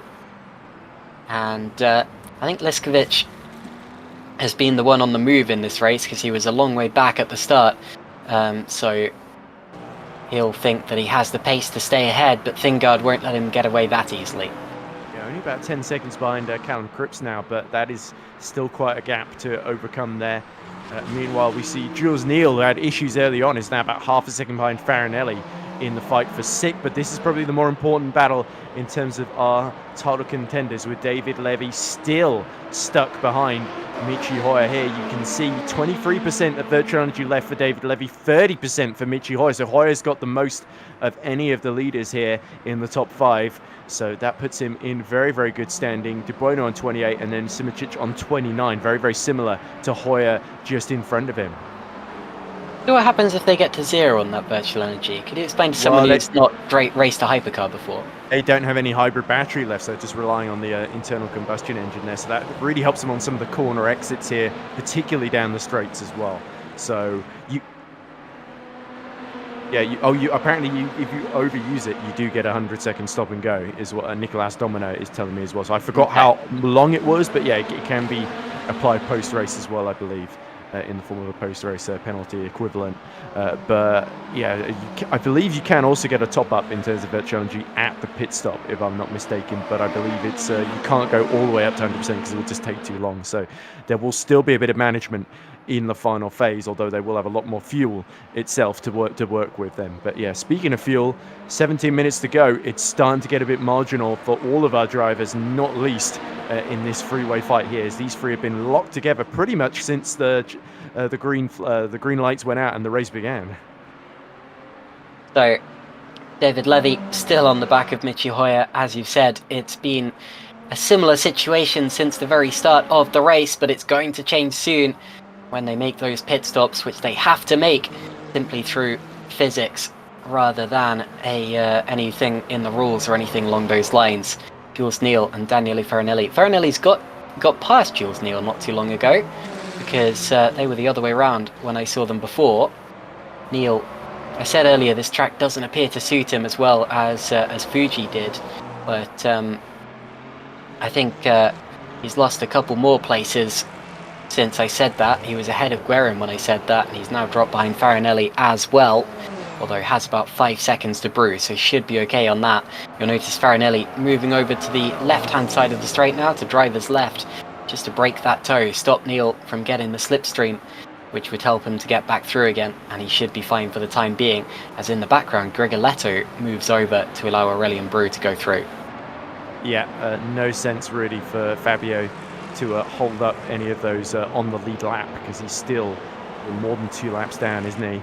Yeah, I think he's about 2 laps down exactly, because he's still sort of in the middle of the GT3 pack at the present moment. But yeah, Jules Neal, who's had his ups and downs this season.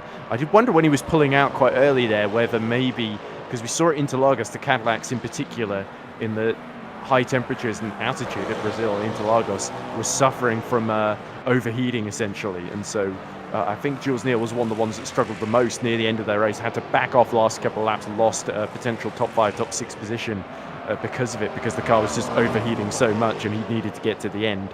But yeah, he's having a good little battle with Farinelli. Farinelli, the Italian, who was in the sort of top 6 at the very end of Monza and then made a mistake into the first chicane, which allowed Aurelian Brew through. And he's, of course, got another top 8 finish last time at Fuji, although I think he did lose that position to David Levy on the final lap while we were had our attention completely fixated by the lead battle between Simoncic and Grigoletto on that occasion. But now, here's what's fixating us now. 15 minutes left on the clock.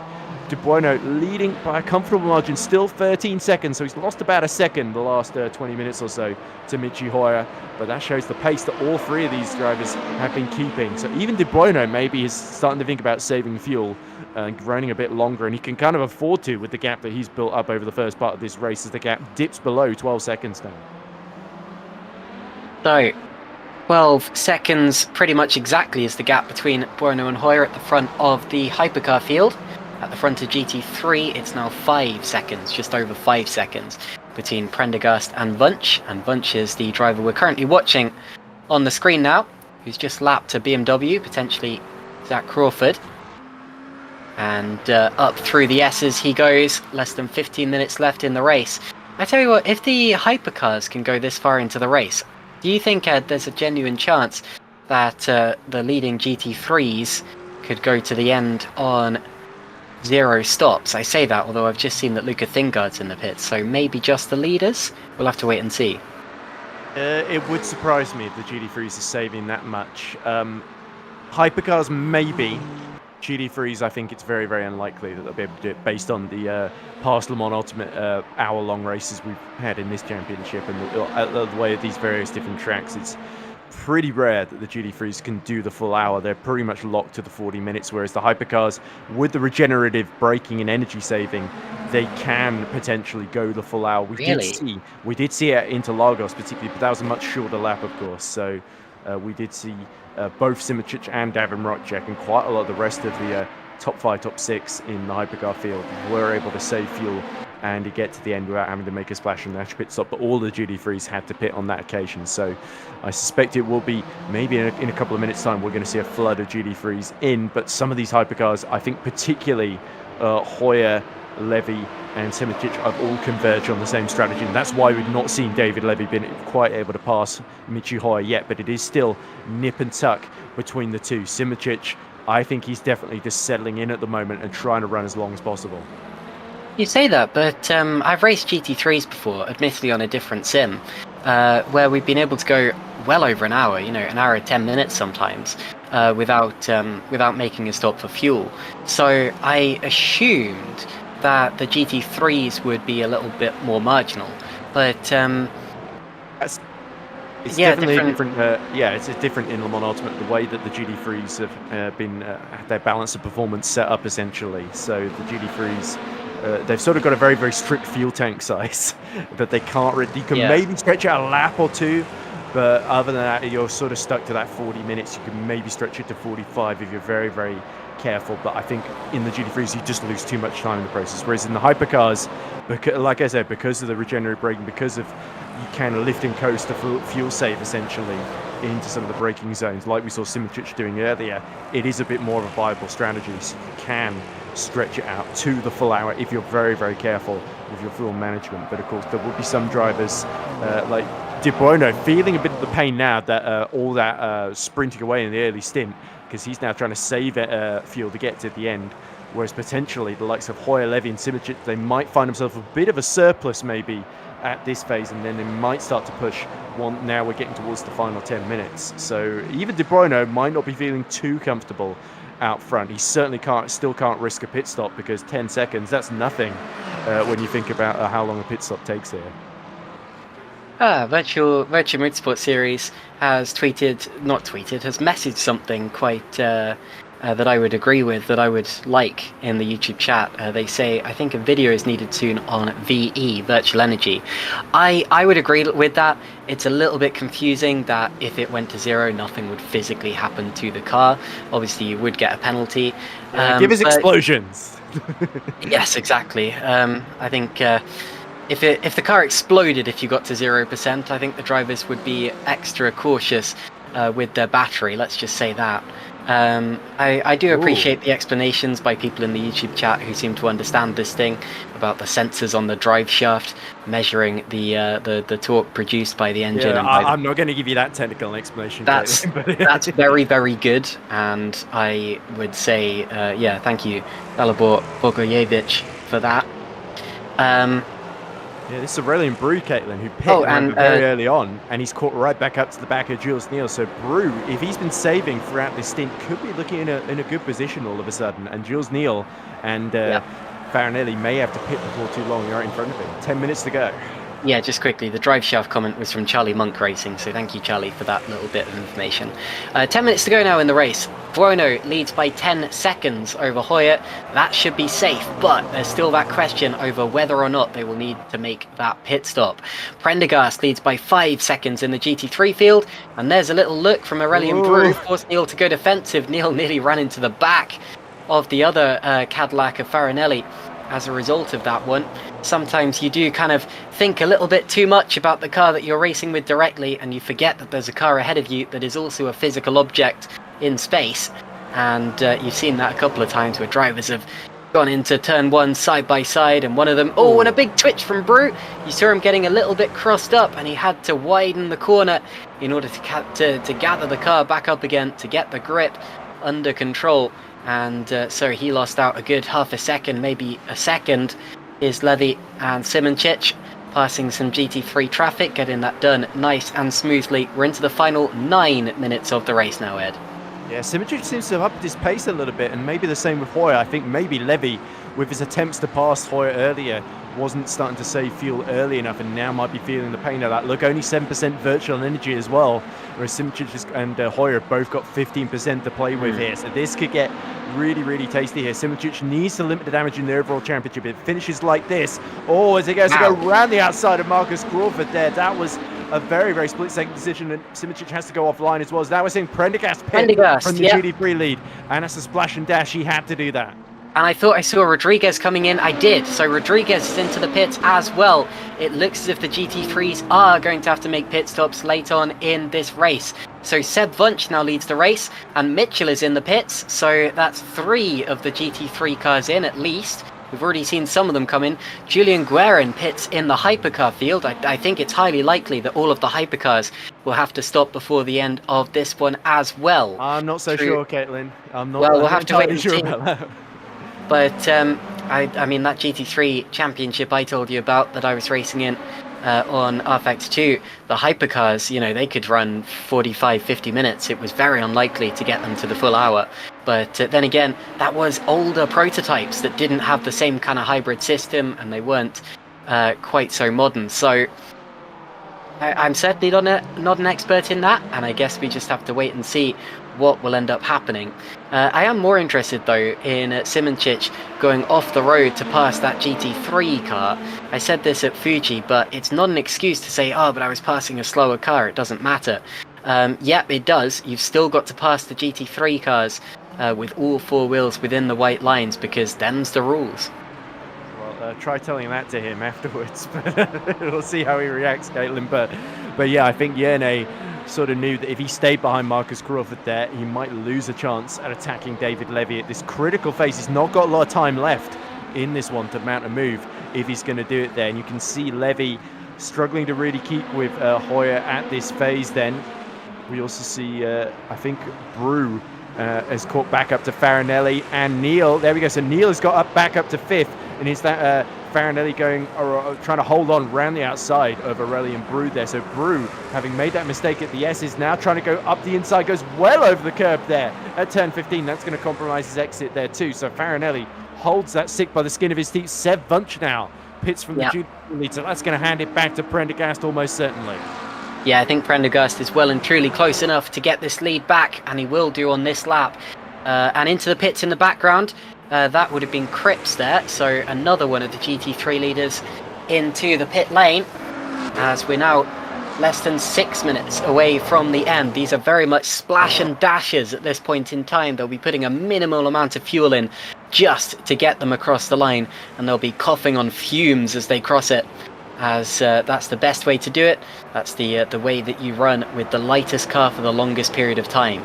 Around the outside go some of the Hypercars. Prendergast will be glad to see them get through before the S's, and they will be glad to have got through before the S's as well. Out of the pits comes Cripps. Loses some more time to Rodriguez, I think, in that one, and will probably lose out to Mitchell as well. Yep, there we go then. But if you look at Seb Vunch, he's now 1.6 seconds behind Prendergast. So that late stop has actually worked out wonders for him. It's halved the gap to Prendergast. So Kieran Prendergast has just got to hold on for another 5 minutes then to extend his lead in the overall championship and seal that sprint cup. And it's similar for Hoyer then in second then, with David Levy and Simoncic squabbling away just a second behind him now. So here is Simoncic. He's got to be really careful with the energy before the end of this race. He's got to turn down the engine power a little bit potentially, because you see he's on 1%. That's Levy on 1%, sorry. Simoncic, I think, topped it up in the pits because he was on 7% before. They've not pitted. They're not pitted, Caitlin. Oh, you're right. My apologies. Levy pits now. There we go. He knew he was going to get disqualified if he didn't, so he's got to top up virtual energy, and that potentially has cost David Levy a podium there. Simoncic up to third. So Simoncic, he would have been regenerating it on the brakes, right? I believe so. I think you can do that to a certain extent, but the problem is they're using so much over the course of the race that inevitably at this point they're starting to run quite low, and that's why they were being so conservative essentially early in the race. But now the road free in front of Simoncic to fight Michi Hoyer, his championship rival. It would only now be a 3-point swing to Michi Hoyer, I think. So the gap would be go down from 10 points to 7 points going into not Circuit de la Sarthe, to Bahrain for the endurance finale there. As now we see, where's Levy going to come out? He's going to come out behind Farinelli and Brew. Oh, and there's another car. That's Grigoletto a lap down there, just getting through. Good to see Fabio. He's passed all the GT3s then, still going in the final 3 minutes then. So it looks like it may only be 9th place, but he had to fight hard to get that. And easy to forget, Grigoletto was holding on to a very convincing 2nd place earlier in this one. And now we see Liskovitz has actually caught the back of Callum Cripps here. So Liskovitz was forced onto this strange alternate strategy, has now potentially got a shot at, this would be 5th overall. Yeah, here's Aurelian Brew on the back of Jules Neal. This is what I was talking about before, how just carrying on, doing your own thing and being careful can give you positions even if you aren't the quickest driver out there. It's not quite slow and steady wins the race, but it's definitely slower and steadier can be a little bit better than just herring around at the fastest pace possible. Jules Neal defends. Oh, Brew locked up the rear wheels there. That's a nightmare situation because it can cause the car to swap ends on you, and somehow didn't run into the back of Jules Neal, and thank goodness for that because we don't need a crash this late in the race. Yeah, there we go. But certainly Jules Neal has got is up against it here, trying to hold Aurelian Brew. Of course, got that early stop out of the way and has shown great pace to get back into this fight for what's now the top 4, with that pit stop for David Levy, who's about 5 seconds behind Farinelli there. So you can see the relative gainers, because everyone sort of gained from some of the issues for Grigoletto and that late stop for Levy there. But yeah, certainly everybody fighting for those positions. Look at the lead, by the way. De Bueno, the lead just below 6 seconds, where Britt was over double that earlier in the race then. So Marco De Bueno still looking good for what would be a first victory. He can't afford to run out of virtual energy here. Neither can Brew or Neil, as Simoncic is all just agonizingly close to the back of Michi Hoyer. Neil has got the most virtual energy left of anybody, so he is looking good here. But yeah, De Bueno, Brew, Hoyer, Simoncic, it's going to be tight for them. So into the final minute and a half nearly. Of course, when the timer ticks to 0, you are allowed to finish the lap that you're on, and you have to finish the lap that you're on, of course. So it's not exactly 1 minute 26 to go, but there or thereabouts. Here's Jenny Simoncic right on the back of Michi Hoyer, who is about to win the Sprint Cup if they are to finish like this. I can't imagine Simoncic doing anything silly to take it off him at this stage. I really don't think that he would do that, as much as he would probably want to finish ahead of Michi Hoyer. And here is Liskovic on Cripps. Liskovic, I don't think he's pitted, has he? And if he has, I haven't seen it. And they bump wheels there. And well, he has they all the duty frees a pit, yeah, with 52 seconds left in the race. Liskovic alongside then as they go uphill towards the first corner. Cripps, leaves it very, very wide, trying to cut back underneath there, but he almost comes upon the Ferrari at the apex, so that's going to limit his run. Then it's Liskovic that's got the inside. Callum Cripps still trying to hold on round the outside in this fight for 5th in class, and it's Liskovic from the back grid looking battered, bruised, but he's through into 5th in class then. Simoncic, meanwhile, within 6/10 of Michi Hoyer then, but we are on the final lap now. He's going to run out of time, surely, because here is Marco De Bueno on the way to his first victory in the VMS Pro Series, and we should absolutely applaud him, even though we've not seen a whole lot of him since the start. He has been spellbindingly quick, has not put a single millimeter of a foot wrong, and now he's just got to hold on. The gap just 4.7 seconds to Michi Hoyer behind, and Hoyer's got his hands full, and I think is looking to settle in for that Sprint Cup. But it's De Bueno that's going to take overall honours here, surely, Caitlin. Yeah, and Brew got Neil on that last lap as well. Neil is losing a lot of time, actually, but Brew is up to 4th from nearly the back of the Hypercar grid. This has been a really good drive from himself as well. But Marco De Bueno, who's about to catch some more of the GT3 traffic, he may not have absolutely run away with it in the last part of the race as he did at the start, but it didn't matter because he had enough of a buffer to bank on, and he should absolutely get it home with at least 3 seconds of an advantage over Hoyer and Simoncic, and will take Ferrari's first win of the season as well as his own. Here we go then, just a couple of corners left to go in the final sector here. Around the outside of Cripps and Liskovic goes Marco De Bueno, and that red and yellow Ferrari. We've seen Ferrari have so much success in real life endurance racing in the World Endurance Championship. But now it's Marco De Bueno's turn. One more corner to go. He flashes his lights in jubilation. It's going to be a first win of the season for the Italian. Marco De Bueno wins at Circuit of the Americas, but it's Michi Hoyer who's going to hold on to second, and that means he takes the full $60 for winning the Sprint Cup from Jerne Simoncic, who, for the first time this season in a race that they've both done, it's Hoyer that finishes ahead of Simoncic. But don't forget, Simoncic will still get $25 for taking P2, and it's crucial that Grigoletto finish as well, because this means he stays ahead. Of course, Dan Rocha takes P3 in the Sprint Cup and gets the $15 that come with it, so good for Fabio Grigoletto. Aurelian Brew is going to be 23 seconds in arrears in 4th. But let's not forget this man, Kieran Prendergast, Caitlin. He has been exceptional. He's going to take his second win on the bounce. He even pulled away a bit here, built that gap right back up to Sebastian Wunsch in the final few laps here. And this is going to be a very popular Sprint Cup win, and it is one that puts him almost within an ace of that championship, overall championship in GD3. Yeah, it may only be worth $60, but he looked $1 million out there today. Kieran Prendergast is going to win by 3 seconds over Sebastian Wunsch, his main championship rival. And remember, he only needed to finish in 5th position, so he has far extended and far outdriven the absolute bare minimum that he needed to do. Kieran Prendergast through the last few corners, and for the second time in succession in the VMS Pro Series, Kieran Prendergast is going to win GT3, and he flashes the lights as he comes up to the line, and so he should be happy with himself, because that was a very good drive. Yeah, there we go. And here comes Seb Wunsch then. Gave a good effort there, led at the early phases, but wasn't quite able to pull it off in the end. Michel Rodriguez, who's not had a whole lot of great luck across this season, is going to take his first podium. That's great for the Swedish driver there.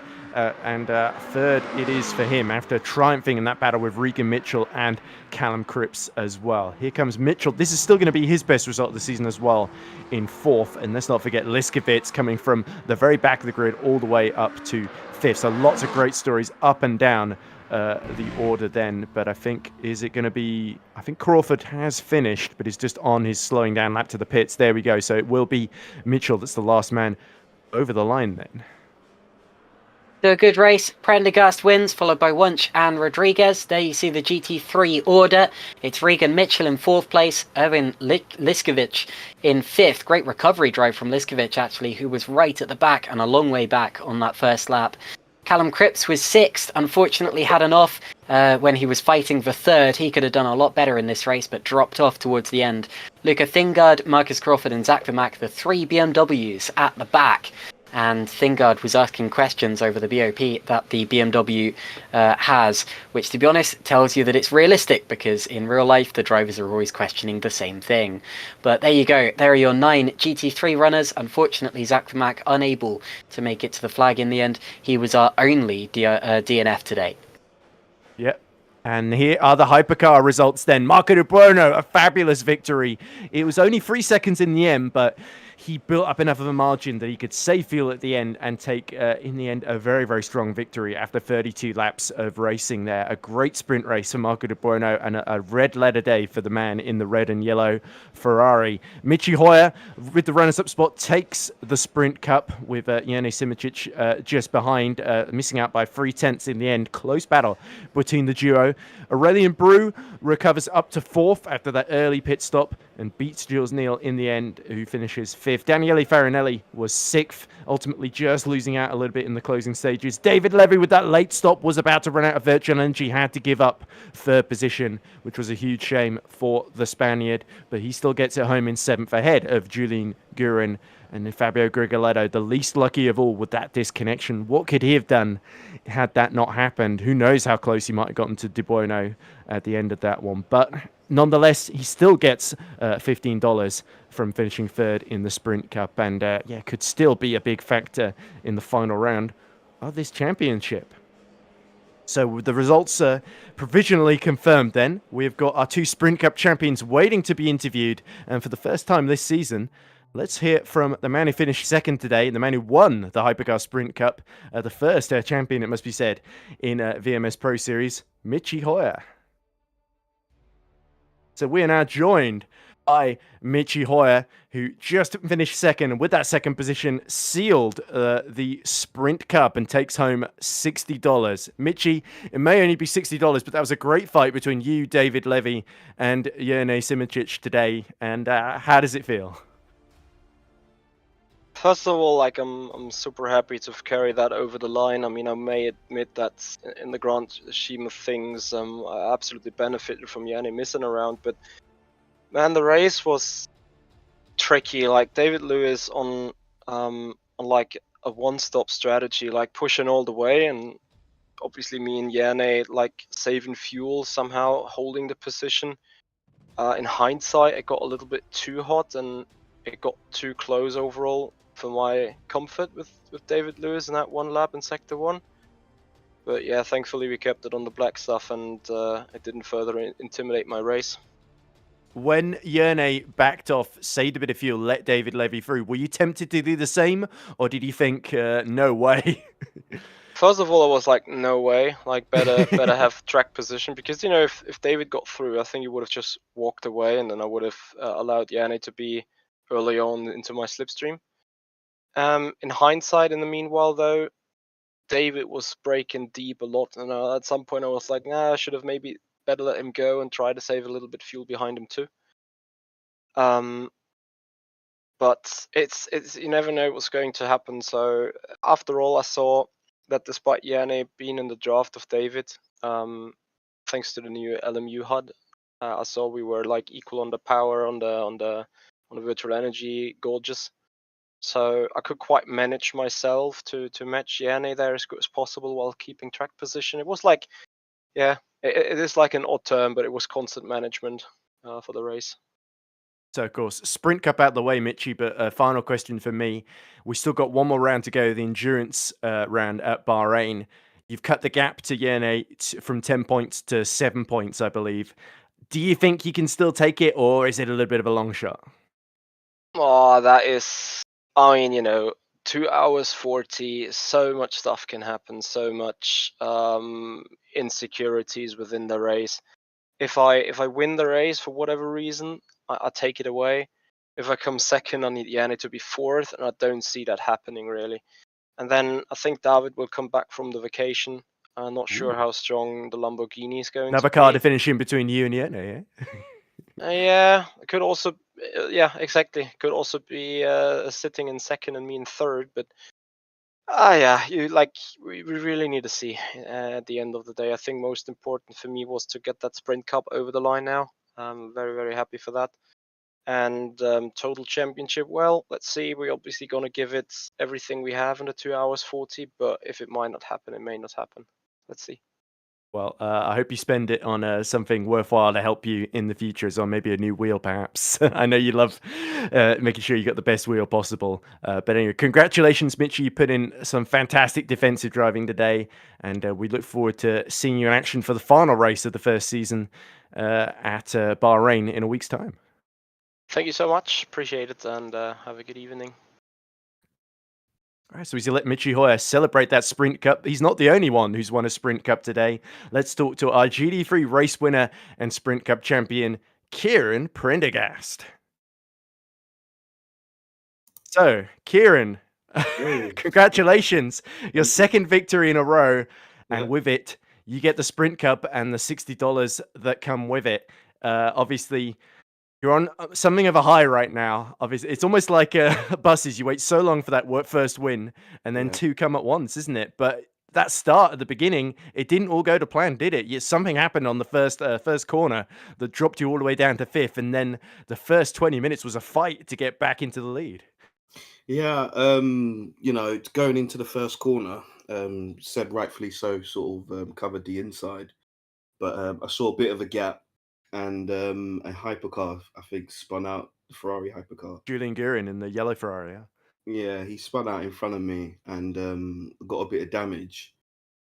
And yeah, it was just sort of damage limitation from that point on. I knew I had pretty good pace in the race, but yeah, it was all about just making sure I had enough fuel to finish and yeah, staying consistent. Yeah, there was a. It's interesting because you had to really for the move that you made for the lead. Seb Vunch ended up going off track and having to back off to let you through. Was that a sort of was that a satisfying moment for you, or were you a bit frustrated? Were you a bit frustrated that you had to make those moves in the first place? That you sort of wish you were already ahead at that point? To be honest, it's a championship fight, so these moves, it had to be done at that point in time, just so that I could get ahead and not be stuck in dirty air, especially through the first sector. Because that was the last thing I wanted. To be honest, you're just losing pure time doing that. But yeah, I mean, it seemed fair. GG's for Seb for giving me the space as well. But yeah, I'm glad that I got the move done and won the race. Yeah, and also Seb went one lap longer before the pit stop at the end there. Was there a I think you and a lot of the GD3s pit on the same. It was only Callum and Seb that went the one lap extra, and of course because Seb put on less fuel, he was able to come out within about 1.5 seconds. Was that a little bit worrying, or did you feel no need to panic? I've still got this. Yeah, I guess the key thing was building the gap when we got in front of Seb, so that we covered any sort of strategic refueling, because I knew he was going to probably go an extra lap. But if I pulled out enough of a gap, then obviously it would mean that either way, if he had put in a lot more less virtual energy than me, then it still would mean obviously we would have the race win. I think I did overfuel quite a bit, but I think it's better to be safe than sorry. Yeah, if I've worked it out right, by the way, of course, Sprint Cup in the bag. That must be really emotional for you to get those the Yeah, $60 that come with it, and the glory, of course. yeah, But we still got the overall championship. You've pulled, I think, 15 points clear of yep. Seb Vance going into the finale Hmm. in Bahrain. So if I'm not mistaken, I think it's a situation where third place would clinch, second or third place, I think, would clinch it, no Yeah, matter what Seb does. yeah. So obviously going into the last race, I'm going to put even more time in so to make sure that we can bring home the championship and make sure there are no mistakes or any issues like that. But GG's to Seb. He has kept me on my toes throughout the whole season. But yeah, kind of happy that I've taken the Sprint Cup Championship already, and yeah, we'll look forward to the endurance round next week. And of course, Seb is leading you by about 7 points in the endurance championship as well. So that could be very, very tasty. It's basically set up as a winner takes all finale there too. So Yeah. 2 more championships to take here, and you're in a prime position to do so. Any last words for any of the people who've been supporting you all season? Finally seeing you be crowned the first VMS GT3 champion, I guess. Yeah, I mean, a big shout out to yourselves, James, the admins, the commentators, the broadcasters, organizers. It's been amazing as well, and it's probably one of the best series that I've ever entered in regards to sim racing as a whole, and it's been nothing but fun. And racing against some of the drivers as well has been really good fun as well. So yeah, thank you. Oh, that's really kind of you, Kieran. And considering some of the high-profile events you've done, that is praise indeed. So, congratulations! I hope you spend your $60 on something nice. And yeah, we'll see you in action one last time this season in Bahrain in a week's time. All right, thank you very much. Last but very much not least is the man that won for the first time in Hypercar today. Who else but Marco Di Buono? Marco, sorry to keep you waiting, but you were very, very quick in that race. You ended it very, very early in the end. I don't know what to say. Amazing qualifying. You got the tyres right into the window at the beginning, set an amazing pole lap. And then at the start of the race, you just flew away from everybody. It was magical, majestic performance, Marco. And then, of course, you had to save a bit of fuel at the end, but you still had more than enough in mind to keep Hoyer and Simoncic at bay then. So, emotional victory for you, I imagine, because that was a spectacular performance. And yeah, the Ferrari was Forza Ferrari today, I guess. Guys, what is this place? This is the on commentary. We're doing an on- interview with you. That's what's yeah, happening. I'm joking. The qualifying was amazing, and in the last lap I lost 3 tenths on the second sector, but is enough for the pole position.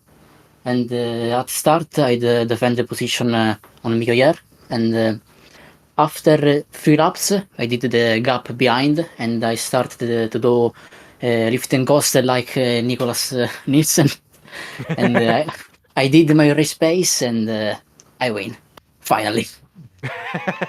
Yes, long awaited and well deserved, and certainly the Ferrari got to have its day in the sun here at Circuit the Americas. Obviously, you had that really good result last time out at Fuji, where you just beat your friend and teammate Amos Larito as well. Did Amos have any advice for you ahead of today when he saw you started on pole position, or was it just go for it?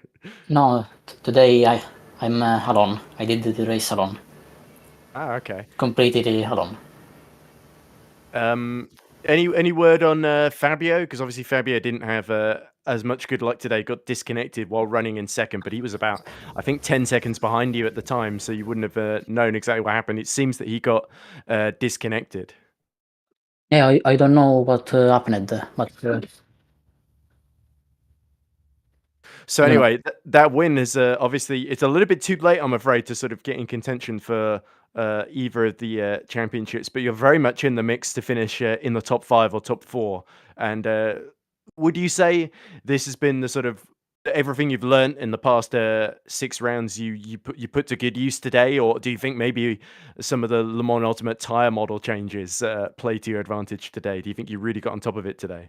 Yeah, I hope for the new third model and the back on the top with Ferrari. So Yeah, who knows? Next season we could see a full grid of Ferraris, Marco. You and Julian might not be the only ones. Could be difficult to tell you all apart. Is the only issue there. A sea of red rather than a sea of identical McLarens in GD3 as well. So yeah, it's commentator's nightmare, but from your point of view, it's just another car you got to beat, I guess. So there's not too much else to say. Congratulations on a well-deserved victory. Are you looking forward to Bahrain? Doing it, maybe you can replicate it in endurance rather than just the sprint as well. Yeah, Bahrain is good, but I think BMW is very fast at Bahrain.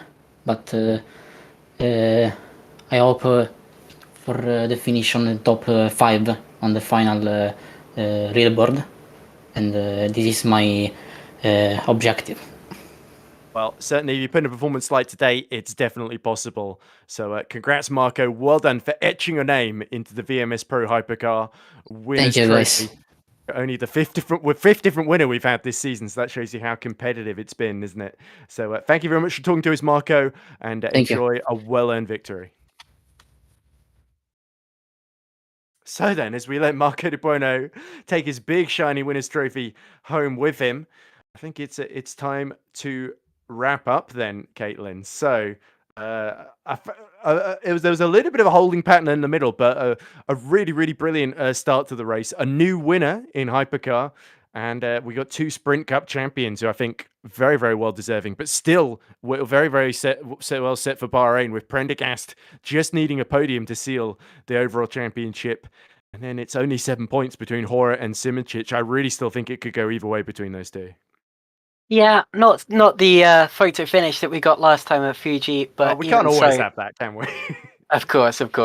Even so, a good race. I think my highlight today was that long, drawn-out fight between Hoyer and of course Simoncic and Levy. Yeah. Yes, for second position. That was very fun. And I think that if we get more races like that towards the end of the year, then Bahrain should be an absolute cracker. So definitely make sure you can make that one. Again, thanks for having me, Ed. I really do appreciate it, and thank you all very much for keeping us company in the YouTube chat. I'm sure we will see you again in a couple of weeks' time. Yeah, well, it's only 1 week until the finale, but after that, remember, in a couple of weeks' time, we've got Season 2 of the VMS Pro Championship coming up, so qualifiers are, I believe, open at the moment for Contender, and I think they will open up for Pro soon as well, so keep your eyes on that, because you may want to take part as well. There's a link to the VMS Discord in the YouTube chat, and there's also the Instagram page where there'll be a couple of highlights shown later in the week as well. But thank you very much for watching. I've been Edward Hunter. She's been Caitlin Penny, and we've had Nicolaus Domino on broadcast direction. So congratulations once again to our winners, Marco De Buono and Kieran Prendergast, and congrats as well to our Sprint Cup winners, Prendergast and Michi Hoyer as well. We'll see you in Bahrain for the exciting climactic finale of the inaugural VMS Pro Championship here on the Mile Ultimate. We hope you enjoyed Circuit of the Americas today, and we'll see you in 1 week's time. Bye for now.